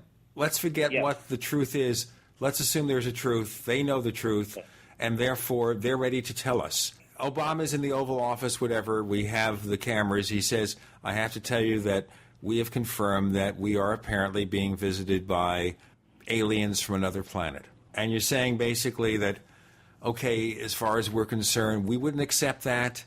We'd want to have him impeached. Maybe the public would, but the military-industrial complex certainly wouldn't. And as you probably realize, they seem, at least in this day and age, to be pulling the strings. So why do we need an intelligence from somewhere else to maybe be smarter than we are? That's not something that any government allows. I don't care if you're China, the United States, or the some small country in Africa. Whoever is your leader is your leader. There cannot be anyone higher than that. So that's another thing. Also, too, if is demonic the forces, or let's call it spirit forces, or jinn. Could you go on TV, Chris, and say it's the jinn? I mean, first of all, no, of course not. Of course not. And it may even be more. Tim, it could be even more bizarre than that. It could be a manifestation of the collective human unconscious. We could be manifesting all this stuff. Yeah, well, that you can't. Yeah. I mean, so it's just the only thing that they, I could see at some point maybe they would say that we have evidence that there was once, like some structure on the moon, or somebody might have visited Mars, or perhaps even, come to Earth in the distant past. But that's a long time ago. Yes, Tim, but think of it this way. Another approach might be where you gradually reveal the information. Like now we discover all these planets with Earth-like qualities, the Class M planet. We're going on how many years since 1947? We're going 60 years or something like that. It's not been gradual. It hasn't been anything. Maybe it has. No. How do you know? How do you know that? I think the media has been programming culture to accept these realities, these things as real. I don't know. It's to me, it's the people who you take Steven Spielberg and his films, right? Well, he's made UFO films where angelic beings have been seen. He's had all kinds of monsters from outer space. There doesn't really seem to be, as far as I can tell, a message, except that maybe movie makers tend to be a little bit more open-minded than some people, so they'll throw out the possibility that these things could be real. I don't know as if there's a great cultural swing to do anything on this, and if it was, it's kind of evaporated over the years. You could say something like, The Day the Earth Stood Still, which still remains my favorite all-time UFO science fiction movie. There might have been a message in that. The message in Close Encounters was that Steve Spielberg was kind of putting down in the cinema fashion what had fascinated him as a child. I was the editor, or one of the editors of the official Close Encounters poster magazine. It was a quarterly that came out after the film. Of course, that was huge box office in those days, and I was privy to get a lot of this information. And I interviewed a couple of the actors that was on, that were in the film. Bob Balaban, in fact, I was on a couple of TV shows with him. So I got all the literature. My job was to take the movie and show how it related to real life goings-on. And obviously, Spielberg had done his work. He had grown up, just like the three of us, reading UFO literature. So, of course, they also bought rights to Dr. Hynek's book. Well, I'm not sure they bought the rights. He was used as a consultant and they used the terminology. But they probably would have gone ahead and done it anyway, because from what I know, they didn't pay him a vast sum of money, hardly anything from what I can tell. But anyway, that was, to me, that would be the closest to UFO propaganda. But it's not government inspired. It was inspired by Steve Spielberg because of what had happened to him as a growing up, and his own interest in the subject. Not by any any means was he told or forced to do that by any government agency. Although I still contend that they'd rather have you believe that flying saucers or UFOs are from out there. If you're going to believe in anything, believe that they're from out there, and don't believe that they're anything closer to home. Because that would be infinitely more scary. I think people would be more frightened. More scary, and it would turn the religion over upside down, because anything gets people panicking in the street as far as religion goes. I mean, it doesn't matter what the thing is, and if it were the jinn or UFOs or whatever, and they would say, oh, they're angels or Satan. God knows, you can't do it. I'll tell you what, our sponsors are going to be panicking in the streets if we don't let them have their say. We have Tim Beckley, Mr. UFO, with Gene and Chris. You're in the Paracast.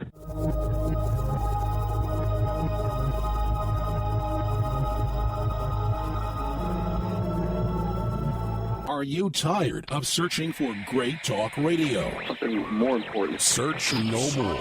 We are the GCN Radio Network. Graphic Converter is the image manipulation tool for the rest of us. It does not use any database. You get full control of all your files. Want to view the images of a folder? Drag it into Graphic Converter, and a powerful browser opens up to show your image files. You could use it for slideshows. You could use it to import images from digital cameras or from scanners. Need to do some image editing? You can do that too in Graphic Converter. Also print catalogs. Convert from so many formats I can't even list them. Download now to see if Graphic Converter is good for you, like 1.5 million other users. Guess what? You could save money when you buy Graphic Converter. Use the coupon code Night Owl. Use the coupon code Night Owl to get a special price for Graphic Converter. Go to lemkesoft.com. That's LEMKE soft.com. lemkesoft.com. LEMKE soft.com. If you're taking 1, 2, 5, or more nutritional supplements, please stop. Simplify your supplementation with Bio Superfood, the most advanced nutritional whole food supplement you can buy. Men, women, children, even Olympic athletes the world over have discovered Bio Superfood from BioAge.com. And now take just one nutritional supplement instead of many. The Bio Superfood formulas are whole food products composed with 4 of the most nutrient-dense algae found on Earth. Bio Superfood for the brain helps with focus, memory, clarity, and mood. If you can increase brain health, the rest of the body is a no-brainer. Bio Superfood has 0 toxicity and is safe for you and your family. Learn more and order your Bio Superfood formulas at BioAge.com, spelled BIOAGE.com, BioAge.com, or call 877-288-9116. That's 877-288-9116. BioAge, the age of advanced organics. Solar power. Hand crank power. Radio power. The goods you want, the good deals you need to power up your survival are at 21stcenturygoods.com. In our solar department, you'll find solar generator kits, solar lanterns, flashlights, radios, and solar cell phone and laptop chargers. 21stcenturygoods.com is your hand-crank headquarters for everything from generators to flashlights to emergency, weather, and shortwave radios by Grundig and Cato. Big brand names and big deals. Like this. Get a free solar flashlight with every order over $75. But hurry, offer ends soon. Go to 21stcenturygoods.com, spelled the number 2, the number 1, ST, centurygoods.com. That's 21stcenturygoods.com, or call 866-999-8422. 21stcenturygoods.com. Power up your survival. The perfect water for drinking, bathing, and cleaning, right at your fingertips? Yes, you can now have the most powerful water ionizer on the market for less than half the price of competitors. The Genesis Platinum Water Ionizer from GibsonsHealth.com creates the perfect drinking water of 9.5 pH, automatically cleans every time you use it, and even tells you when to change filters. Other 7-plate water ionizers are priced at $2,000 or even $3,000. But the Genesis Platinum is only $16.95. Get yours today at GibsonsHealth.com. Under Nutritionals, be sure to click on Essential Oils for aromatic liquids extracted from a broad range of flowers, stems, seeds, and bark. And to really balance your body, click on Go Green, the most complete green drink available, necessary for survival. All this and more are found at GibsonsHealth.com. Call 800-388-6844. That's 800-388-6844 or GibsonsHealth.com. Healthful living since 1974. Hi, this is nuclear physicist lecturer Stanton Friedman. You are listening to the Paracast, the gold standard of paranormal radio. With Gene and Chris, we're talking to Tim Beckley, Mr. UFO. Claudia Cunningham had joined us earlier, and we're looking into, I guess, the impossibility of disclosure, which I guess is the sum total of it. Okay, Gene and Chris, let me tell you why I think also, too, there is no disclosure. Because the dirty little secret of ufology is that a lot of what took place, at least in the late 1940s and early 1950s, and perhaps even now to some extent, was inspired by the Nazi scientists. Now, listen to this. Okay, we know that about 4,000 ex-Nazi scientists and engineers were brought over to the United States directly after World War II as part of Project Paperclip. A lot of the documents have been declassified. Two of the staunchest supporters of the extraterrestrial theory happen to be Professor Herman Oberth and Warner von Braun. This sounds like a repetition of what Ed Komarick told us. Oh, okay. I missed that part. So I did hear part of the show. But, okay. They were brought over, and where did they set up shop, Gene and Chris? In the state of New Mexico. Where were most of the UFO sightings that took place around the late 1950s, early 1950s? Well, the entire West Coast, from Washington down to California. The Southwest, the green fireballs and all.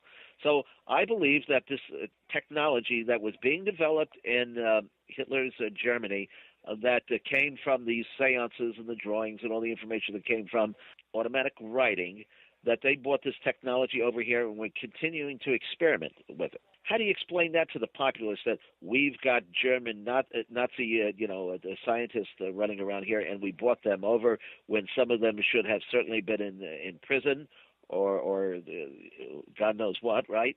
So better to believe that none of this is involved with these German reports and German projects that were being worked on at that point.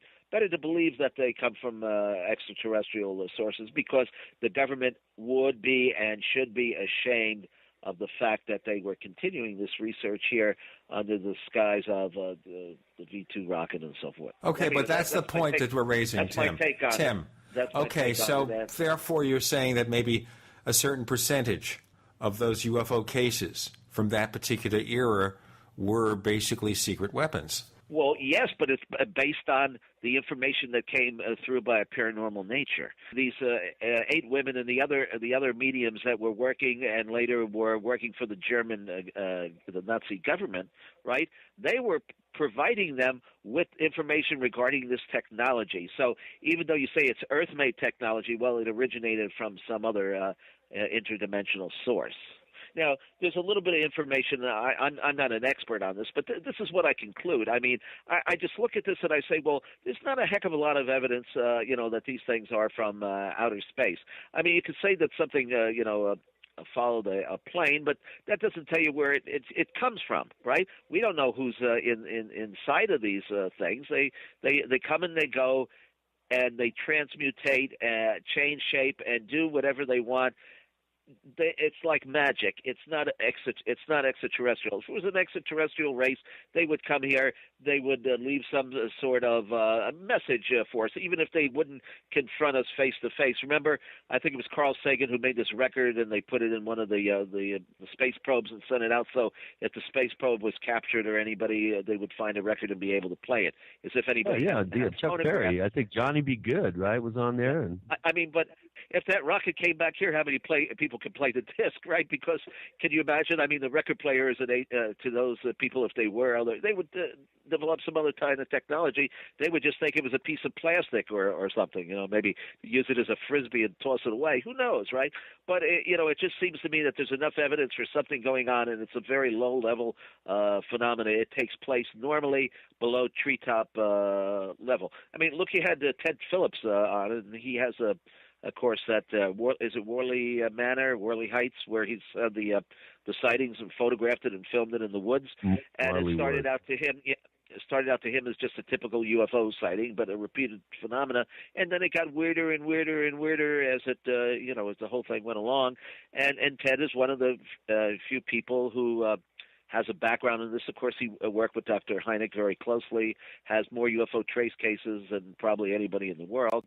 And little by little, he became to realize that this is not from outer space. This is something more fringy than that. And I agree. And plus, I think we can all agree that probably at some point 40 or 50 years ago, the military-industrial complex, the aerospace companies, your NGO-type technology companies, this stuff may have been farmed out to them as a way of plausible deniability. And it may be on some level there may be some sort of oversight by the government. But I have a feeling and a suspicion that a lot of this information isn't even held within government. I think that it's your aerospace companies that may have the lion's share of this type of data. So that would be a way for the government to say, hey, we don't know anything, and you can't do an FOIA request to Lockheed or McDonnell Douglas or Boeing. I mean, you take even the supposed crash at Roswell. Now, if you look at the description of what actually landed or crashed there, this does not even sound. I mean, the thing was so lightweight. How could that have possibly traveled with occupants across the heavens? And a piece of balsa wood with strange writing on it, and some aluminum type foil that flattens out by itself when you try to scrunch it up. That doesn't sound like technology that's a million years ahead of us. It doesn't even sound like it's 50 years ahead of us, to be honest. I mean, we've gone beyond that in computer and digital technology. So that to me is a poor example of a craft from outer space. I don't believe it was a balloon or anything else there, but I do believe that, and a few of these other crashes may have been something that these German scientists were working on. Better you believe that it comes from out there than think that it comes from former scientists and engineers from Nazi Germany. Anyway, that's my conclusion. And if you say proof, well, proof is in the eye of the beholder in this field. What's proof to you may not be proof to me, right? You're preaching to the choir as far as I'm concerned. I've been, trying to get this point across for years. I really think that we need to exhaust all closed system potentials before we get self-important enough to jump off planet. And I know to many of our listeners, they've heard me say that, and I sound like a broken record, but, there's a lot of other possibilities that are being swept under the board and bitch slapped by the extraterrestrial hypothesis. And, I think creative thinkers... You have a pretty active forum there. What do the listeners say about this? Do they get on your case for coming up with other theories and ideas, or are they anti extraterrestrials, or what seems to be the pretty evenly split? I think a lot of folks are open-minded, although they say they feel the most logical explanation would be something off planet coming here. Others are the exact opposite. They say, well, they agree with me in that we need to exhaust all the other possibilities before we jump off planet. So I think it's very healthy, very open-minded, and lively. Everybody is able to debate their points, I think, for the most part, effectively. Well, the extraterrestrial hypothesis has had 50 or more years of being pushed in front of the public. So obviously, that's the theory or the concept that most people can understand. Although now with some of the paranormal radio shows like the Paracast and some of the TV programs, people are beginning to realize that maybe these things aren't from the dark side of the moon. I did an article that just came out. It's in the current issue of Open Minds magazine, and the article was about the last of the UFO contactees, Howard Menger. Now, I have to some degree, blame Howard Menger and the host of the first all-night paranormal show, Long John Nebel, for getting me involved in all of this, because I used to stay up till 5 o'clock in the morning when I should have been sleeping to get up in time to go to school the next day. But no, I was listening to Long John on WOR and hearing the tales of wonderment and enlightenment. But I'll tell you, that's why I'm in radio today. Literally speaking, by listening to Long John Neville as a kid, and I came up with the crazy idea, gee, I'd like to do that too. I really like that kind of thing. Therefore, let me continue. Therefore, I'm going to do this. I'm going to grow up and become a radio broadcaster. Of course, my parents looked at me and said, why don't you get a real job?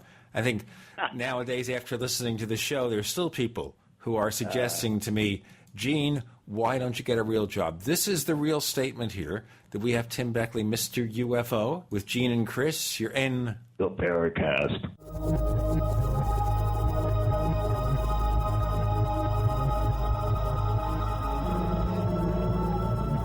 The GCN Radio Network, providing the world with hard-hitting talk radio. GCN. Great talk radio starts here.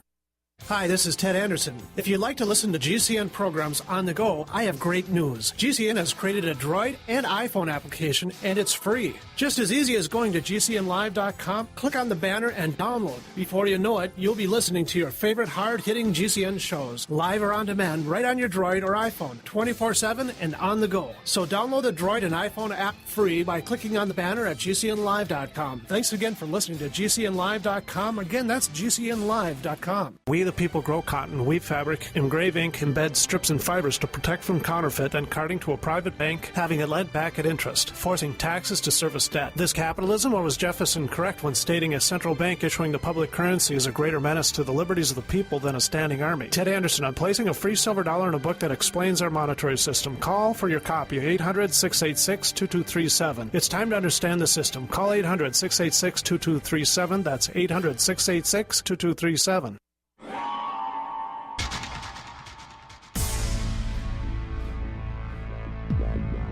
Welcome back to the Paracast, the gold standard of paranormal radio. And now, here's Gene Steinberg. With Gene and Chris, we have Tim Beckley, Mr. UFO. Earlier we had Claudia Cunningham telling us about her stories about strange paranormal events in and around the burial spot of Charles Fort. Now, I wanted to bring up something here. We, of course, didn't have much time to warn our listeners of your presence, your return presence, Tim.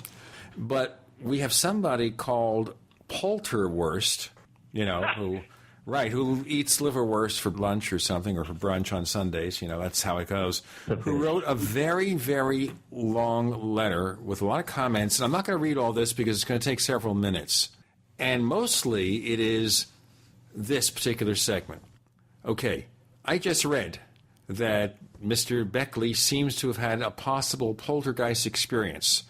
As you can see from my nickname, I'm a bit intrigued by the possibility of poltergeists. So it's just a lot of questions. How old were you? What happened? Et cetera, et cetera. Oh, okay. It's a very long question. And rather than read it, why don't you tell the story? Okay. Well, actually, the paranormal is part of our family background. Brad Steiger actually wrote this up in one of his books recently and told it on the radio. I don't know if I wanted it really to be aired, but it's okay. I've mentioned it now a couple of times. My grandfather on my father's side of the family actually had a sighting or an encounter with a headless horseman behind the barn where he lived on a farm in Kentucky. Now, I said that it was probably a Confederate. There had been a lot of Civil War battles taking place near there. I was told that it was probably the ghost of a Confederate soldier who had been beheaded by a cannonball or something to that extent. But I can't prove that. That's just the family story. Also, when I was 3 years old, my life might have been saved by some sort of spiritual being. My mother had asthma and emphysema real bad, and in those days, she met my father in Kentucky on a trip there. People would go to the Bluegrass State because it was supposed to be good for breathing, and I don't think that applies anymore. But it was the place to go if you had respiratory problems or vacations and all. So my mother would go there, and she made some friends, and she was introduced to what became my father, of course. And one day they used to drive. They had an old Oldsmobile. They always bought Oldsmobiles for some reason, and the drive took about maybe 3 or 4 days. And I guess this one took a little bit longer than usual because they had encountered some fairly foul weather. They had made up a little area in the back, so my mother and my father rode in the front seat of the car, and they made up a little area for me in the back, and I slept there while and played with my toys and little aliens and stuff like that, I guess, you know. Anyway, one night as they were reaching close to the destination, they had come across a very thick cloud bank, and my father was anxious to get to the destination wherever they were staying, right, and probably his brother's house. And anyway, he was persistent in driving, but my mother, who was more of a controlling factor in the family, was more persistent that he immediately stopped. So he stopped and pulled over to what he thought was the side of the road. The next morning when the sun came up and the fog started to break, it turned out that the Oldsmobile had come to a halt within a foot or so of a cliff. You know, the side of the road, deep ravine, and if they had gone another foot or two, I would not be here to be a guest, probably for the 5th time, I think, on the Paracast. So, or the first time, as a matter of fact. There you go. So there is some evidence that maybe there was some spiritual force behind that. I do think to some degree that I have been pushed to continue in this field because this is an insane thing to do, as you guys can relate to.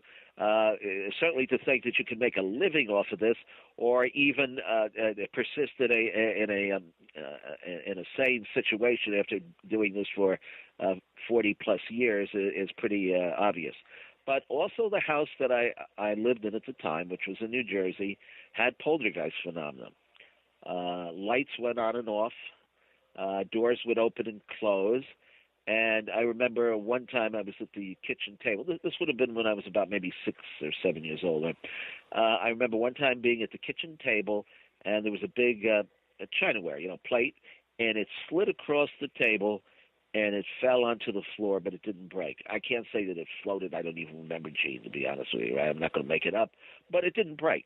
And that was pretty unusual. Also, one time we heard the sound, my mother and I heard the sound of a baby crying, and this was in the middle of winter. Okay, so we followed the sound of the crying, and it was coming from the area outside the back door. We opened the back door, and there in the snow were what appeared to be little booty prints, right, from the shoes of a young child. Okay, so we followed it, or at least my mother did, to the back gate, and it seemed to have disappeared. Well, now other people have said over the years, well, it was just an animal or a cat or something, and I would normally say, well, that's a good possibility. Okay, but here's the kicker here. Several years after that, my godmother was babysitting me.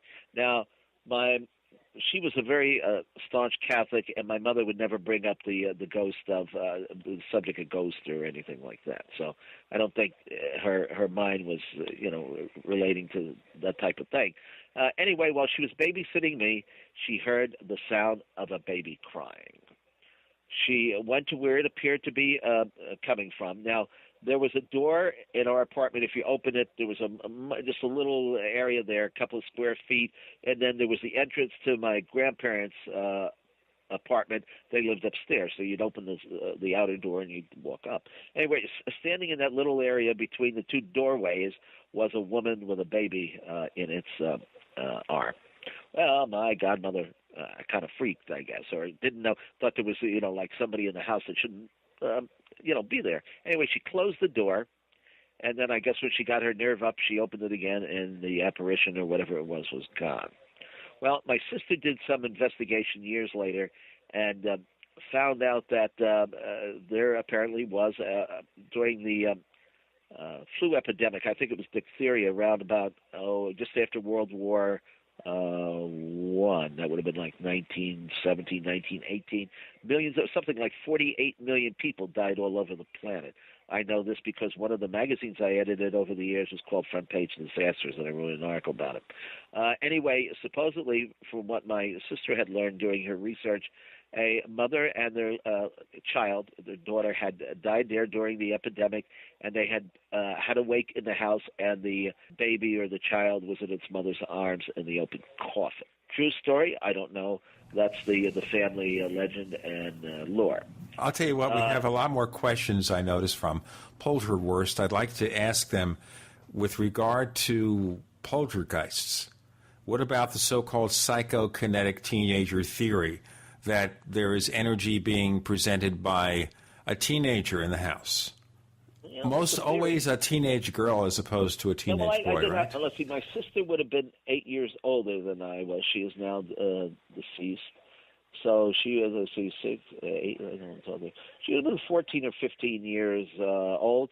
And, you know, she had, even after she got married and moved into her own place and had a family, she retained an interest in the weird type of stuff and had some experiences of her own, and they used to follow her to some degree from place to place. She had objects disappear and reappear as well, but she was long over, being a teenager at that point. So I think the implication here from Polterwurst is that these are staged events, that the teenager is doing this maybe subconsciously to have a prank or something, but I wanted to get into... Tim, there's about 3 or 4 other implications in that question, which are regarding, speaking of staged events and hoaxes, and I want to ask you about that. We have Tim Beckley, Mr. UFO, and he'll soon tell us how to find out more about his stuff. With Gene and Chris, you're in... The Paracast.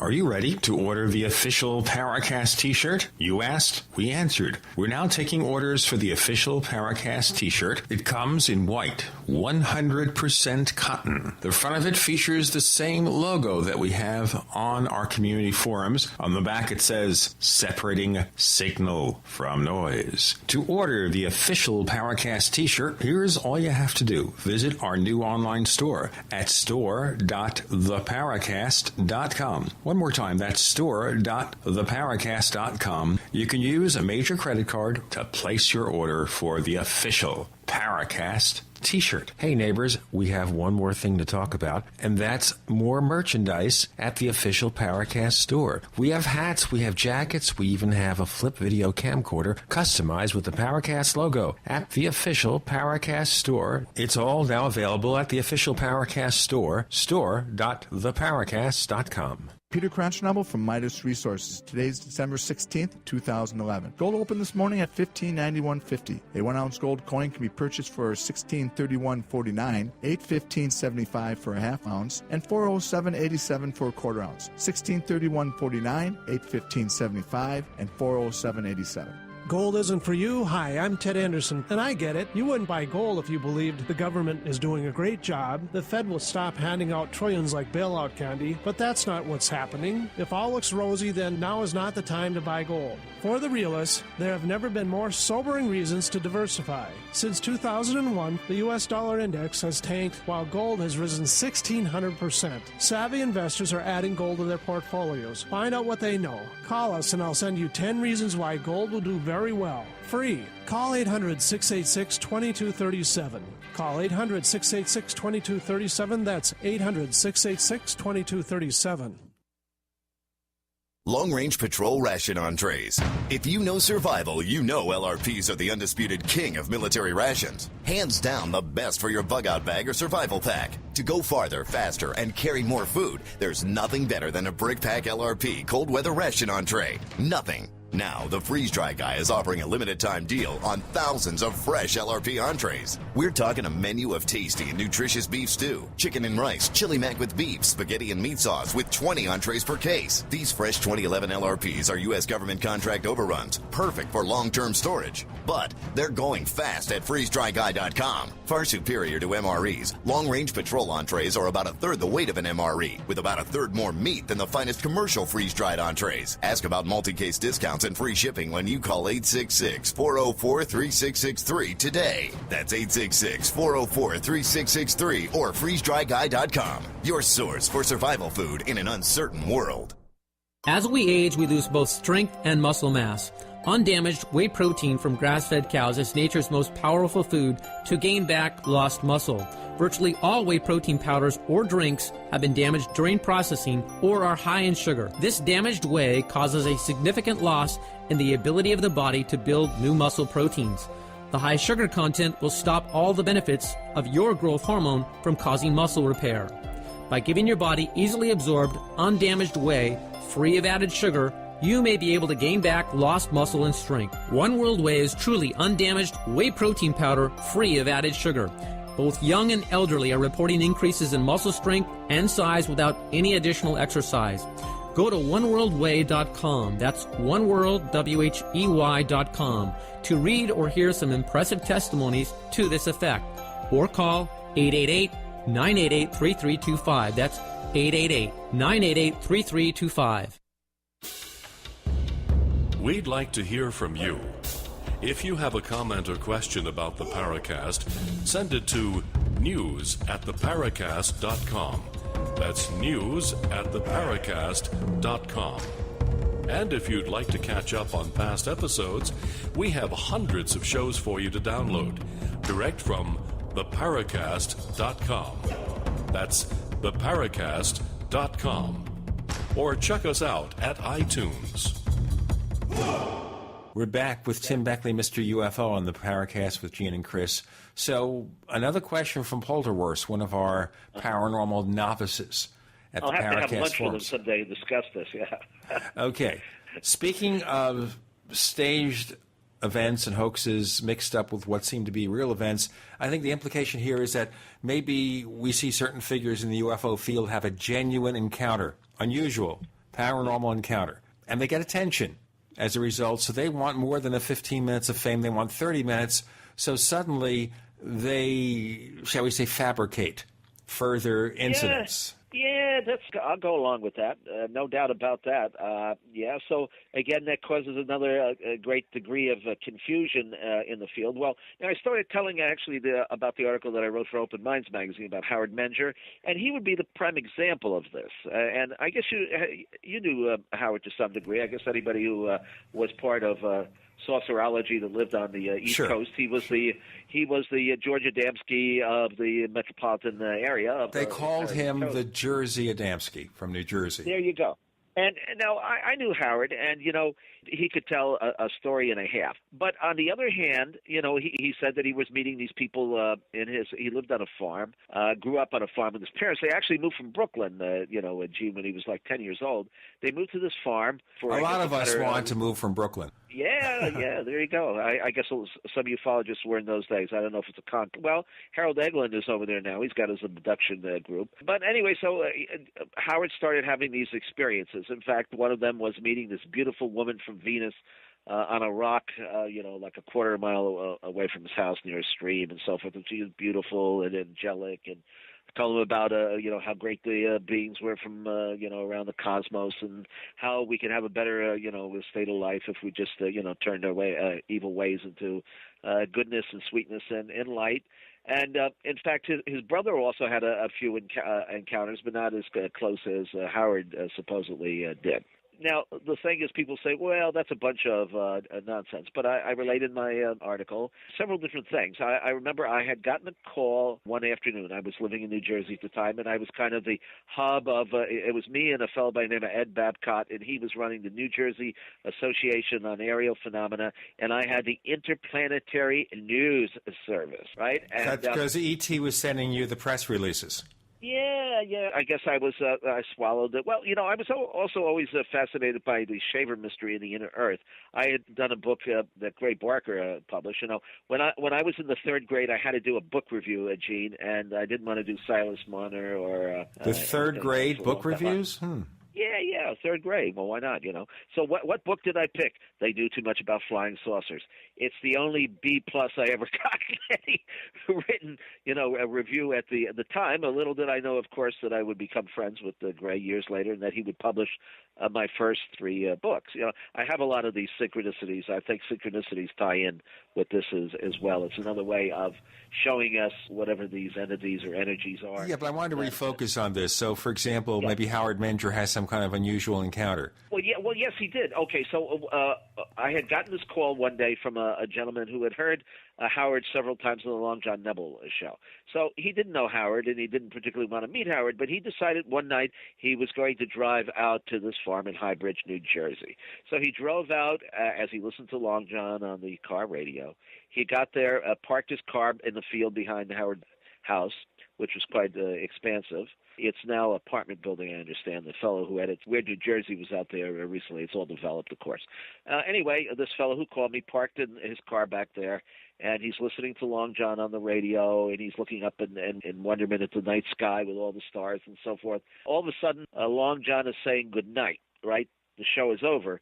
Well, he's had, 4 hours or 3.5 or 4 hours of time that he can't account for. But he figures, well, maybe he went to sleep or something like that, just passed out because it was late at night. So he drives back to his home. I think he lived in Edison, or at least that's where he was calling me from. And little by little, his life started to, I don't know, I would say go downhill. He started to become obsessed with all of this. Well, he ended up splitting from his wife and his family. I guess he lost his job. That's pretty common. Once the UFO bug, infects your body, there's no hope for a lot of people. Remember the character played by Richard Dreyfuss in Close Encounters, where he started making the Devil's Tower out of the mashed potato heap? That's a very well-known scene in the movie. Well, this guy kind of did the same thing. He was getting messages from whoever was responsible for his 4 hours of missing time, and they were telling him to build or construct something. So he moved into this trailer, and the place, now I never did go to see him, but as he described it to me, the place became a hub of wires and erector sets and all kinds of weirdness going on over there. So this all happened while the guy was in the back of Howard's property behind his house waiting for the aliens to come, and perhaps the aliens did come. Okay, so also I was in contact with other people who had experiences and testified that there seemed to be something strange going on behind Howard's house in the apple orchard there. Now, if you remember, there, in fact, in the article for Open Minds, there are some photographs that Howard took, some of which look suspicious and some of which could be authentic. Again, it's who knows for... some look like paintings to me. Honestly, some look like paintings. One looks like a painting of the spaceship in the day the Earth stood still at night. And then there's some lesser ones where it actually shows a being materializing there, and it's got kind of a weird glow. It's a shadowy figure with a...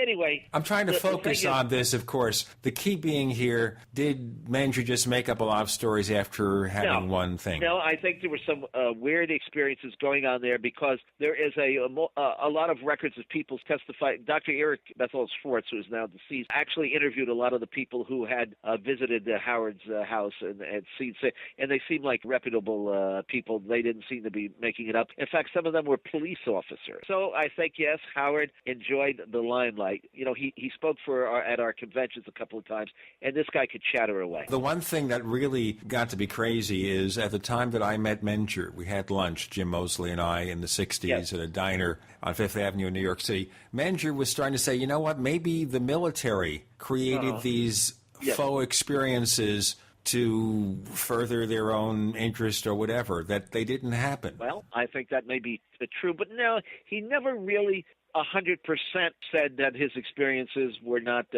real and were not extraterrestrial in nature. In fact, years later, he came out of retirement because for about 10 or 15 years, he never said a word about the subject. And all of a sudden, I called him up one day and I said, Howard, I'm giving a conference. I think it was in San Diego or Phoenix, and I'd like to invite you to come. And he said, sure, it just pay for my rental car. And he said, you know what I'm going to do? I'm going to bring my X1. Well, he was a tinkerer. Howard had a workshop behind his house, and the story goes that he built the craft one day based on some technology that his buddies from space had given him, and the thing flew off and landed in Pennsylvania. And the FBI even showed up at his door to interview him about this. So anyway, he showed up at my conference a day late, but then he was driving from, I think he was living in Florida by that time. Okay, so he came to your conference a day late and $1 short. I'm joking. Yeah, Tim Beckley joins us. You're with Gene and Chris. You're in the Paracast.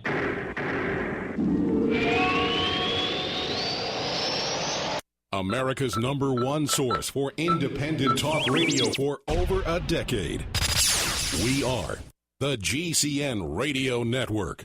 Graphic Converter is the image manipulation tool for the rest of us. It does not use any database. You get full control of all your files. Want to view the images of a folder? Drag it into Graphic Converter, and a powerful browser opens up to show your image files. You could use it for slideshows. You could use it to import images from digital cameras or from scanners. Need to do some image editing? You can do that too in Graphic Converter. Also print catalogs. Convert from so many formats I can't even list them. Download now to see if Graphic Converter is good for you, like 1.5 million other users. Guess what? You could save money when you buy Graphic Converter. Use the coupon code NIGHTOWL. Use the coupon code NIGHTOWL to get a special price for Graphic Converter. Go to lemkesoft.com. That's LEMKE soft.com. lemkesoft.com. LEMKE soft.com.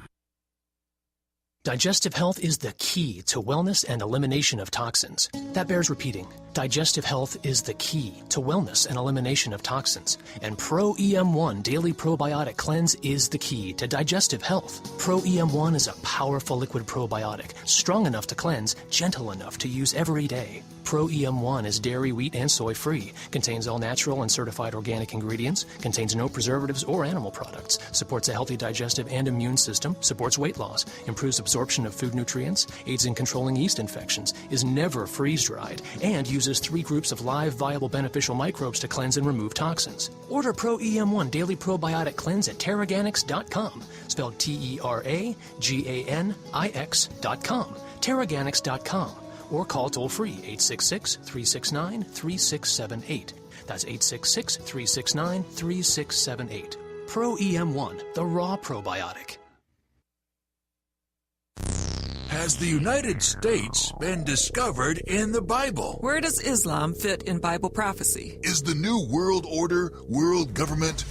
These and other crucial end-time questions are answered in the new DVD package, Understanding the End Time, from End Time Ministries. Jesus Christ said, I tell you these things before they come to pass, so that when they do come to pass, you might believe. After you watch this 14-lesson DVD series, Understanding the End Time, you'll know more about Bible prophecy than the average seminary graduate. This DVD package normally sells for $280, but now is only $199. Order Understanding the End Time DVD package at endtime.com today for only $199 or call 1-800-END-TIME. That's 1-800-363-8463. 1-800-363-8463 or endtime.com.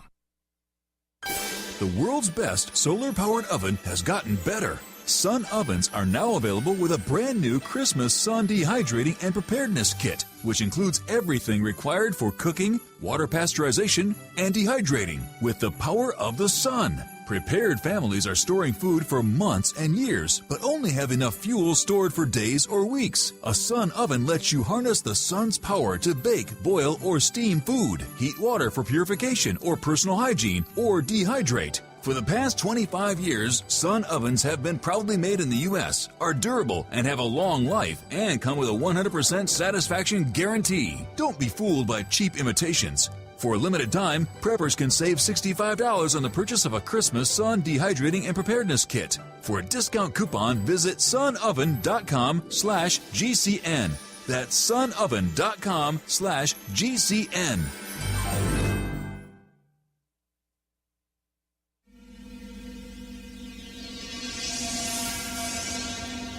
This is Hilly Rose, and I hope that you do listen to the Paracast because you will learn a great deal about the paranormal. Tim Beckley telling us about Howard Menger joining you in this UFO convention a day late. Yeah. So was that because he didn't get to speak as a result? No. You know why? He was because he had rented a little trailer and he had put his homemade flying saucer on it and was traveling across the country with it. So I guess he had to stop a couple of times to retie the thing to the trailer and whatever. And maybe he didn't know how to get to San Diego from Vero Beach. But he showed up and he gave a talk for about 2 hours with a blackboard, and he just went on and on and on about the propulsion system. In fact, here's a little unknown story about Howard. He claims that he actually drove a government-built flying saucer.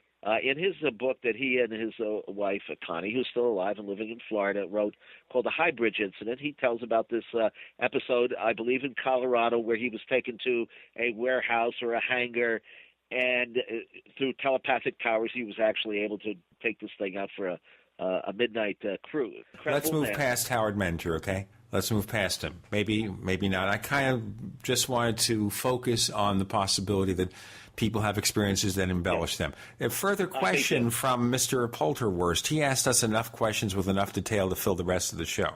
I just refreshed my memories about your first UFO sighting, where you described something like balls of light under intelligent control, and then he relates this to cases in other parts of the world, and I guess he wanted further comments about what this involved and whether there's any relationship with that and poltergeists. Well, I've had 3 sightings. The first one, which I've described many times, including on this program, I think, was around the age of 10. It was a warm summer night in like August. That would have been like around 1957 or so. And in those days, we didn't have air conditioning. So everybody would sit and hunker down on the on the front porch till it got cool enough to go inside. Now, this 1957, if you remember, was a pretty heavy hitter year for flying saucer sightings. So anyway, someone came running up to the porch where we were seated. I think my mother was there and a couple of people from down the block. Pointed out 2 objects in the sky. One was hovering over an abandoned factory building directly across the street, and one appeared over the house. Now, I can't tell you that I saw a little green man. Nobody waved to me. There were no landing gear.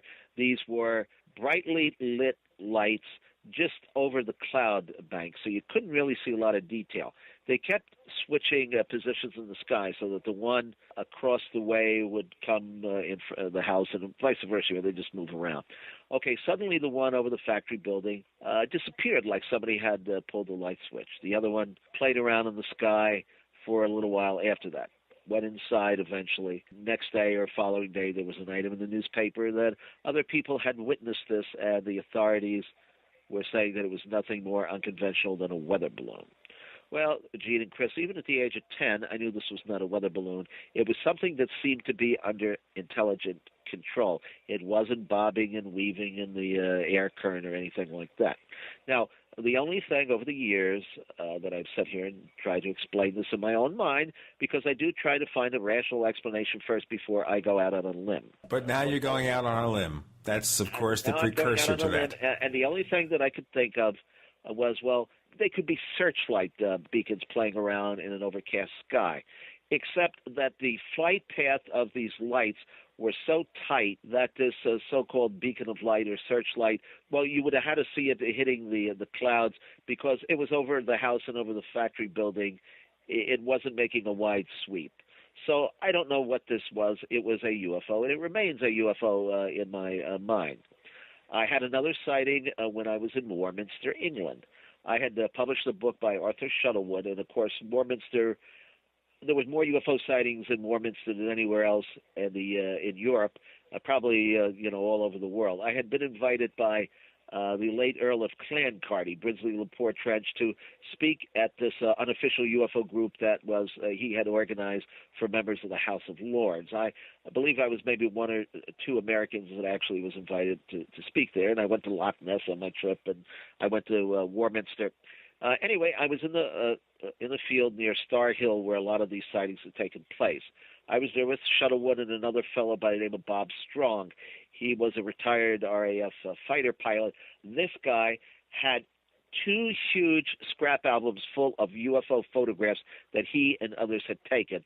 Unfortunately, people borrowed them little by little to make copies and never returned them. Some of these things were the weirdest things you ever look at. There was one particular photo, and I think I've published this. It looked like a freight train going across the sky. Another thing that looked like a humongous bat, you know, with the multiple wings and stuff. Just incredible stuff. We're not just talking about, you know, a disc or something like that. We're talking about something really spooky here. So anyway, it's about 11 o'clock at night. We had seen a few meteorites, fly by. And all of a sudden, Arthur points out this fairly bright light high up in the sky. Now, there was no lamppost or outdoor lighting or anything. We're in the middle of field, pitch dark. All right. So I thought, well, maybe it's the planet Venus and certainly not the moon. And I conveyed that the feeling to Shuttlewood and the other people there.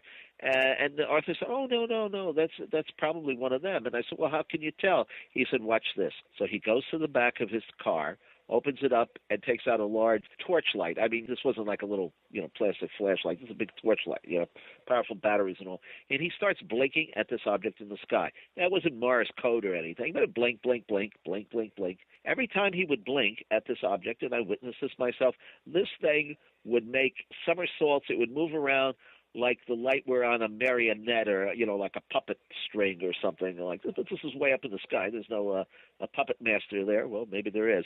But we looked at it for about maybe 10 minutes, and every time he flashed, blink, blink, blink, it seemed to maneuver as if acknowledging our presence. Eventually, it went behind the clouds and disappeared, and it started raining, and I went back to the hotel, and that was it. We talked to enough people while I was there for 2 days.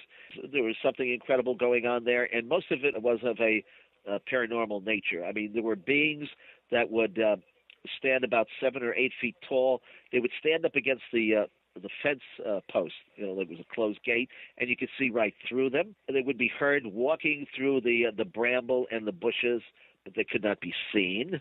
There were all sorts of lights in the field. Now, one of the most fascinating stories, Gene, do you remember a fellow by the name of Bryce Bond? Bryce Bond was a talk show host. Well, no, he started out actually, he was at, I think the station was WTFM, just over the border there in Long Island. He played music like Frank Sinatra songs. Right, originally he was just a disc jockey. Disc jockey, that's correct, okay.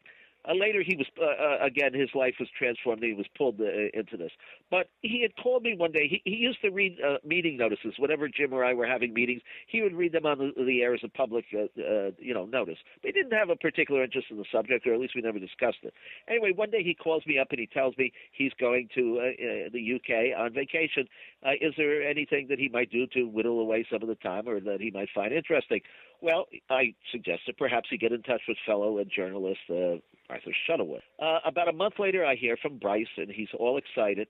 He's quit his job at the radio station, and he has become a healer. And I said, well, what is that all about, Bryce? Well, it seems that he was at the Star Hill, about the same area where I was. He sees a light off in the distance and decides to climb over the fence. Well, nobody else follows him. He goes out maybe a quarter of a mile, an eighth of a mile by himself. He claims that he becomes one with the object. He's actually teleported or merged with the object. Inside of the craft are human, what they call the Nordics, human-looking aliens. They talk to him for a while, give him a message of peace and enlightenment, tell him to go back and devote his life to, healing and so forth and so on. And that's exactly what he did. So I don't know. He put down his Frank Sinatra 45s and took up the UFO fellowship movement of the Space Brothers or something. I don't know. I mean, I didn't know Bryce well enough ahead of time to know if that's something that he would do or not, because he didn't seem to be a ufologist or that much into the subject. He was a disc jockey. And I'll tell you what, some of us are former disc jockeys, and that's another life. Hey, gotta tell you something here. We have Tim Beckley with Gene and Chris. You're in the Paracast.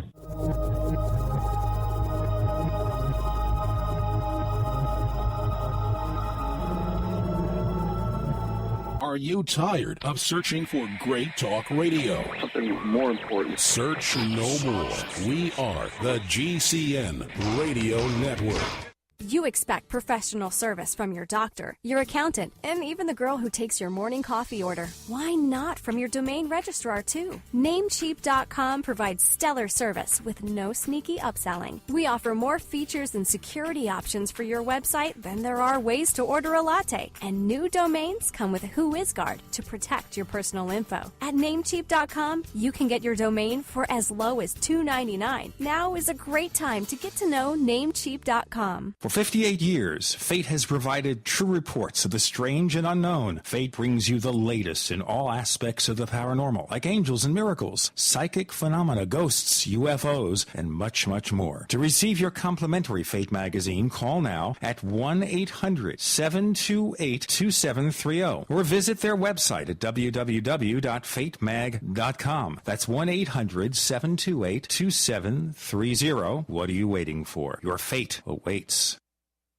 If you're taking 1, 2, 5, or more nutritional supplements, please stop.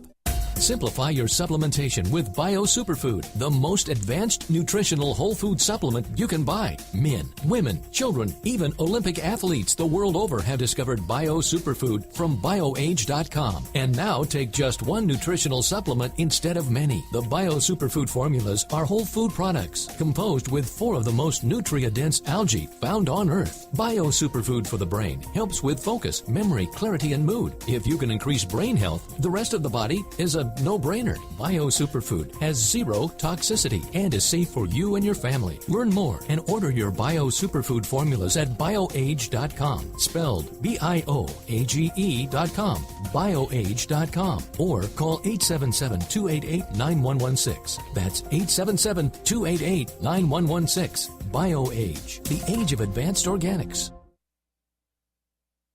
Hey everybody, Alex Jones here. If you're looking for the perfect Christmas gift, listen up. This will make your holiday shopping very easy. This year, give a seed bank from one of our oldest sponsors, Solutions from Science, to your friends and family. Here's why. The Survival Seed Bank will give any friend or loved one the ability to grow a full acre crisis garden of nutritionally dense, life-sustaining food. And the Survival Seed Bank is not just a box of open-pollinated seeds. It's an indestructible, waterproof seed bank that can even be buried if we face a real meltdown. And here's the best part. All the seeds in the Survival Seed Bank go through strict germination testing, so you can be confident you're not buying old seeds. Give a Survival Seed Bank this Christmas by going to survivalseedbank.com. That's survivalseedbank.com. Or you can call 877-327-0365 to give the gift that produces an ongoing supply of life-sustaining food. If you owe the IRS money you can't pay, then listen carefully, because you already know that the problem won't go away by itself. You can get help today from the leading tax expert in the country, Dan Pilla.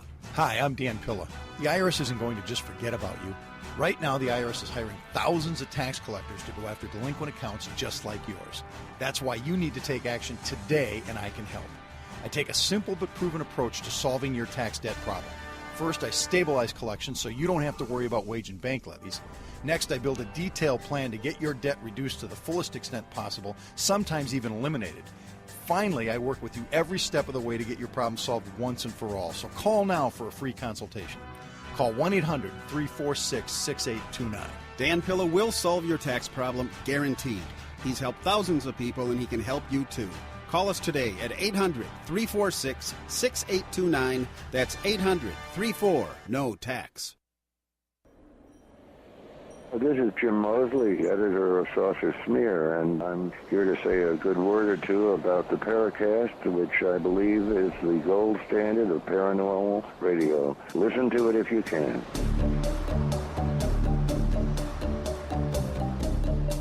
With With Gene and Chris, we have the irrepressible Tim Beckley, Mr. UFO, on the Paracast. Chris, you want to follow up with some of these issues in our final segment? You guys are just fascinating me with these interesting accounts and stories. And, I think it's important that all these types of events and colorful individuals have been documented over the years. And I think it's really important for our listeners, especially the younger listeners, to read these books and do the research and become familiar with the wonderful kaleidoscope of history that these types of phenomenon, have presented us, that have been captured in all the books that Tim's written and of course in the San Luis Valley. Not only that I've written, but I've begun to bring out a series of what I call flying saucer classics. I've taken a lot of these books that are in public domain or are never copyrighted, or the authors are dead 50 years or something like that, right?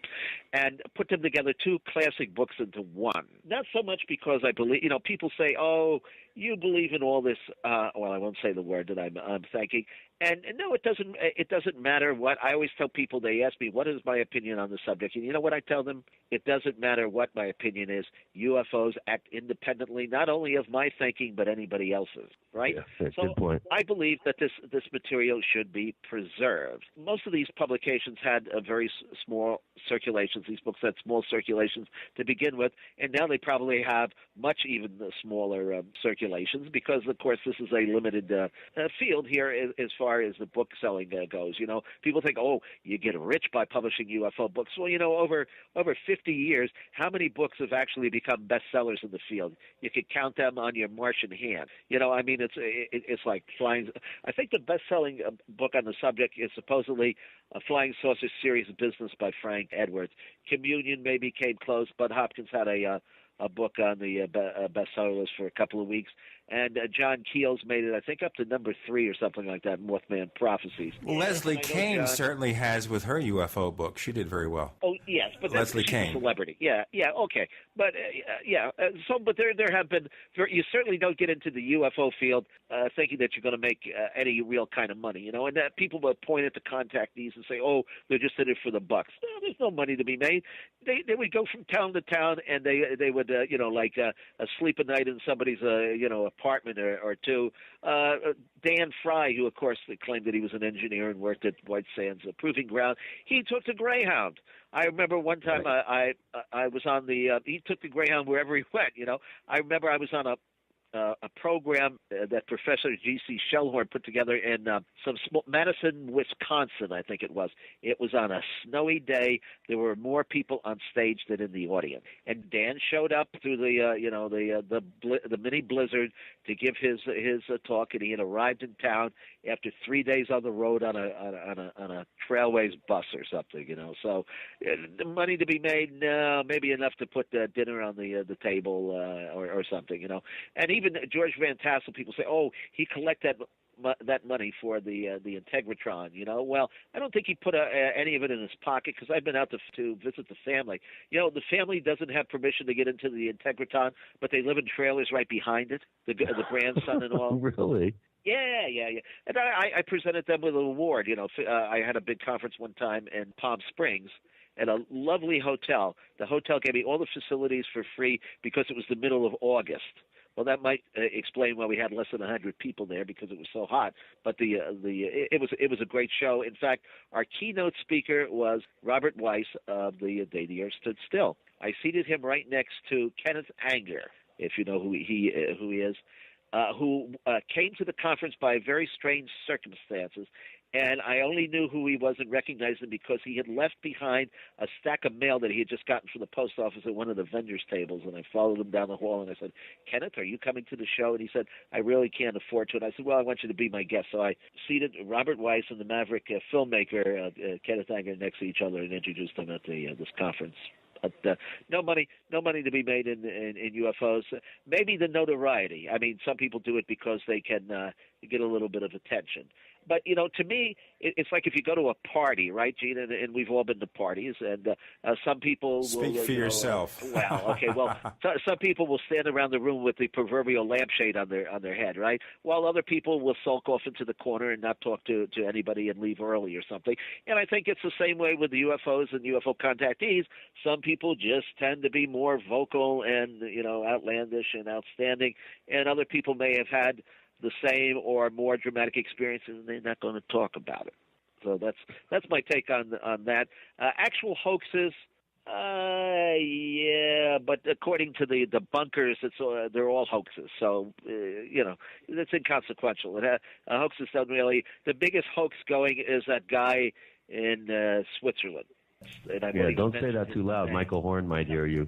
Well, Michael Horn can take the photos and shred them, because being in the movies and having taken photos for years, that's the biggest load of UFO nonsense. Bilge material? Yeah. Yes. Ridiculous. Right. And again, a fellow who insists that he's the only one that has contact. Why would they contact him? In the middle of nowhere, he's got a cult going. He wants to come people help him harvest his little garden back there. And well, I think we might have the makings, Gene, of a good debate here. We could do a debate with Tim and Michael Horn. That would be a fun one. Why waste 2 hours of my precious time? I'll tell you what, we did have a debate with Michael Horn and the former co-host on the Paracast. This goes back to something like 2006. And we got loads of emails because all the supporters of the M person, all the supporters of He Who Shall Not Be Named, yes, which is what we referred them to, came aboard, and they just posted message after message. And finally it got to be so crazy we just put a stop to it. Because it was a matter of filibustering. This was the filibuster method of debate where you'd ask a person a question and they would spend about 3 weeks answering it, so you could never figure out what they were talking about. At that point, you lost them a long time ago. Yeah. Well, to me, that's UFO. It just clutters the mill. I mean, it's just not even worth paying attention to it. And I'm sure I will get lots of emails now to cease and exist. But actually, a good friend of mine is Wendell Stevens' daughter. Now, Wendell, of course, wrote the first book on that infamous contactee there. And Wendell had some great stories, and I knew Wendell fairly well. And his daughter, Cece, is taking over publishing some of his books. And just like us, we're trying little by little to put them all up on Kindle and so forth. And that saved the day. If it wasn't for, Kindle, we wouldn't be selling half as many books as we used to. But we're still in there. And anybody who wants that free newsletter and a free DVD, just send me an email or go to the website, conspiracyjournal.com. Yeah. So, Tim Beckley, since you raised the issue, and we're happy to give you the chance, how can our listeners reach you by email? Oh, well, my email address is Mr. UFO8. That's MRUFO and the number 8 at hotmail.com. And send me an email. You either like what I have to say or you don't. I'll still put you on our mailing list. We put out the Conspiracy Journal and got loads of books. I think we got 229 books. If you go to Amazon.com and type in my name, I put myself down as editor of the books, even if I haven't written them. So almost everything, that's my trick for almost everything is showing up. And I want to ask you something, though, here. Yes. Mr. UFO 8. Does that mean there's a Mr. UFO 7, a 6, a 5, etc.? Well, yes. There's certainly a Mr. UFO 1 and 2, and I don't know who they are. But originally I did try to get that as the email address, and it was taken already. Okay, and Mr. UFO without the numbers you couldn't get. Well, we had a UFO store around the corner. It was like a furniture outlet, furniture outlet, and the guy had a big flying saucer, on it. Yeah. There you go. So there you go. Yeah. Okay, yeah. Tim Beckley, we really appreciate your presence because you always have lots of fun stories. Yeah. Chris O'Brien. And happy holiday to everybody. This is around the you too, and to our listeners. Yeah. Okay, Chris, where do we find more of your stuff? Well, I am a moderator at forum.theparacast.com, and I have a website that's, getting ready to, at some month, get converted over to a WordPress version, and that's OurStrangePlanet.com. The person who's doing it has been involved in starting a new business, so it will happen, Chris, it will happen. From Gene and Chris to Tim Beckley, thank you for joining us this week on the Paracast. Anytime. Up and away.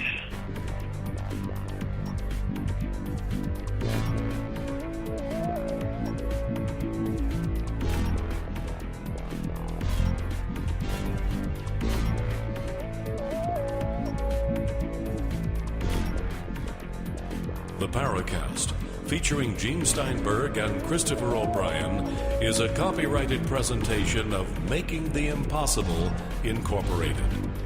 Tune in next week for a new adventure in The Paracast.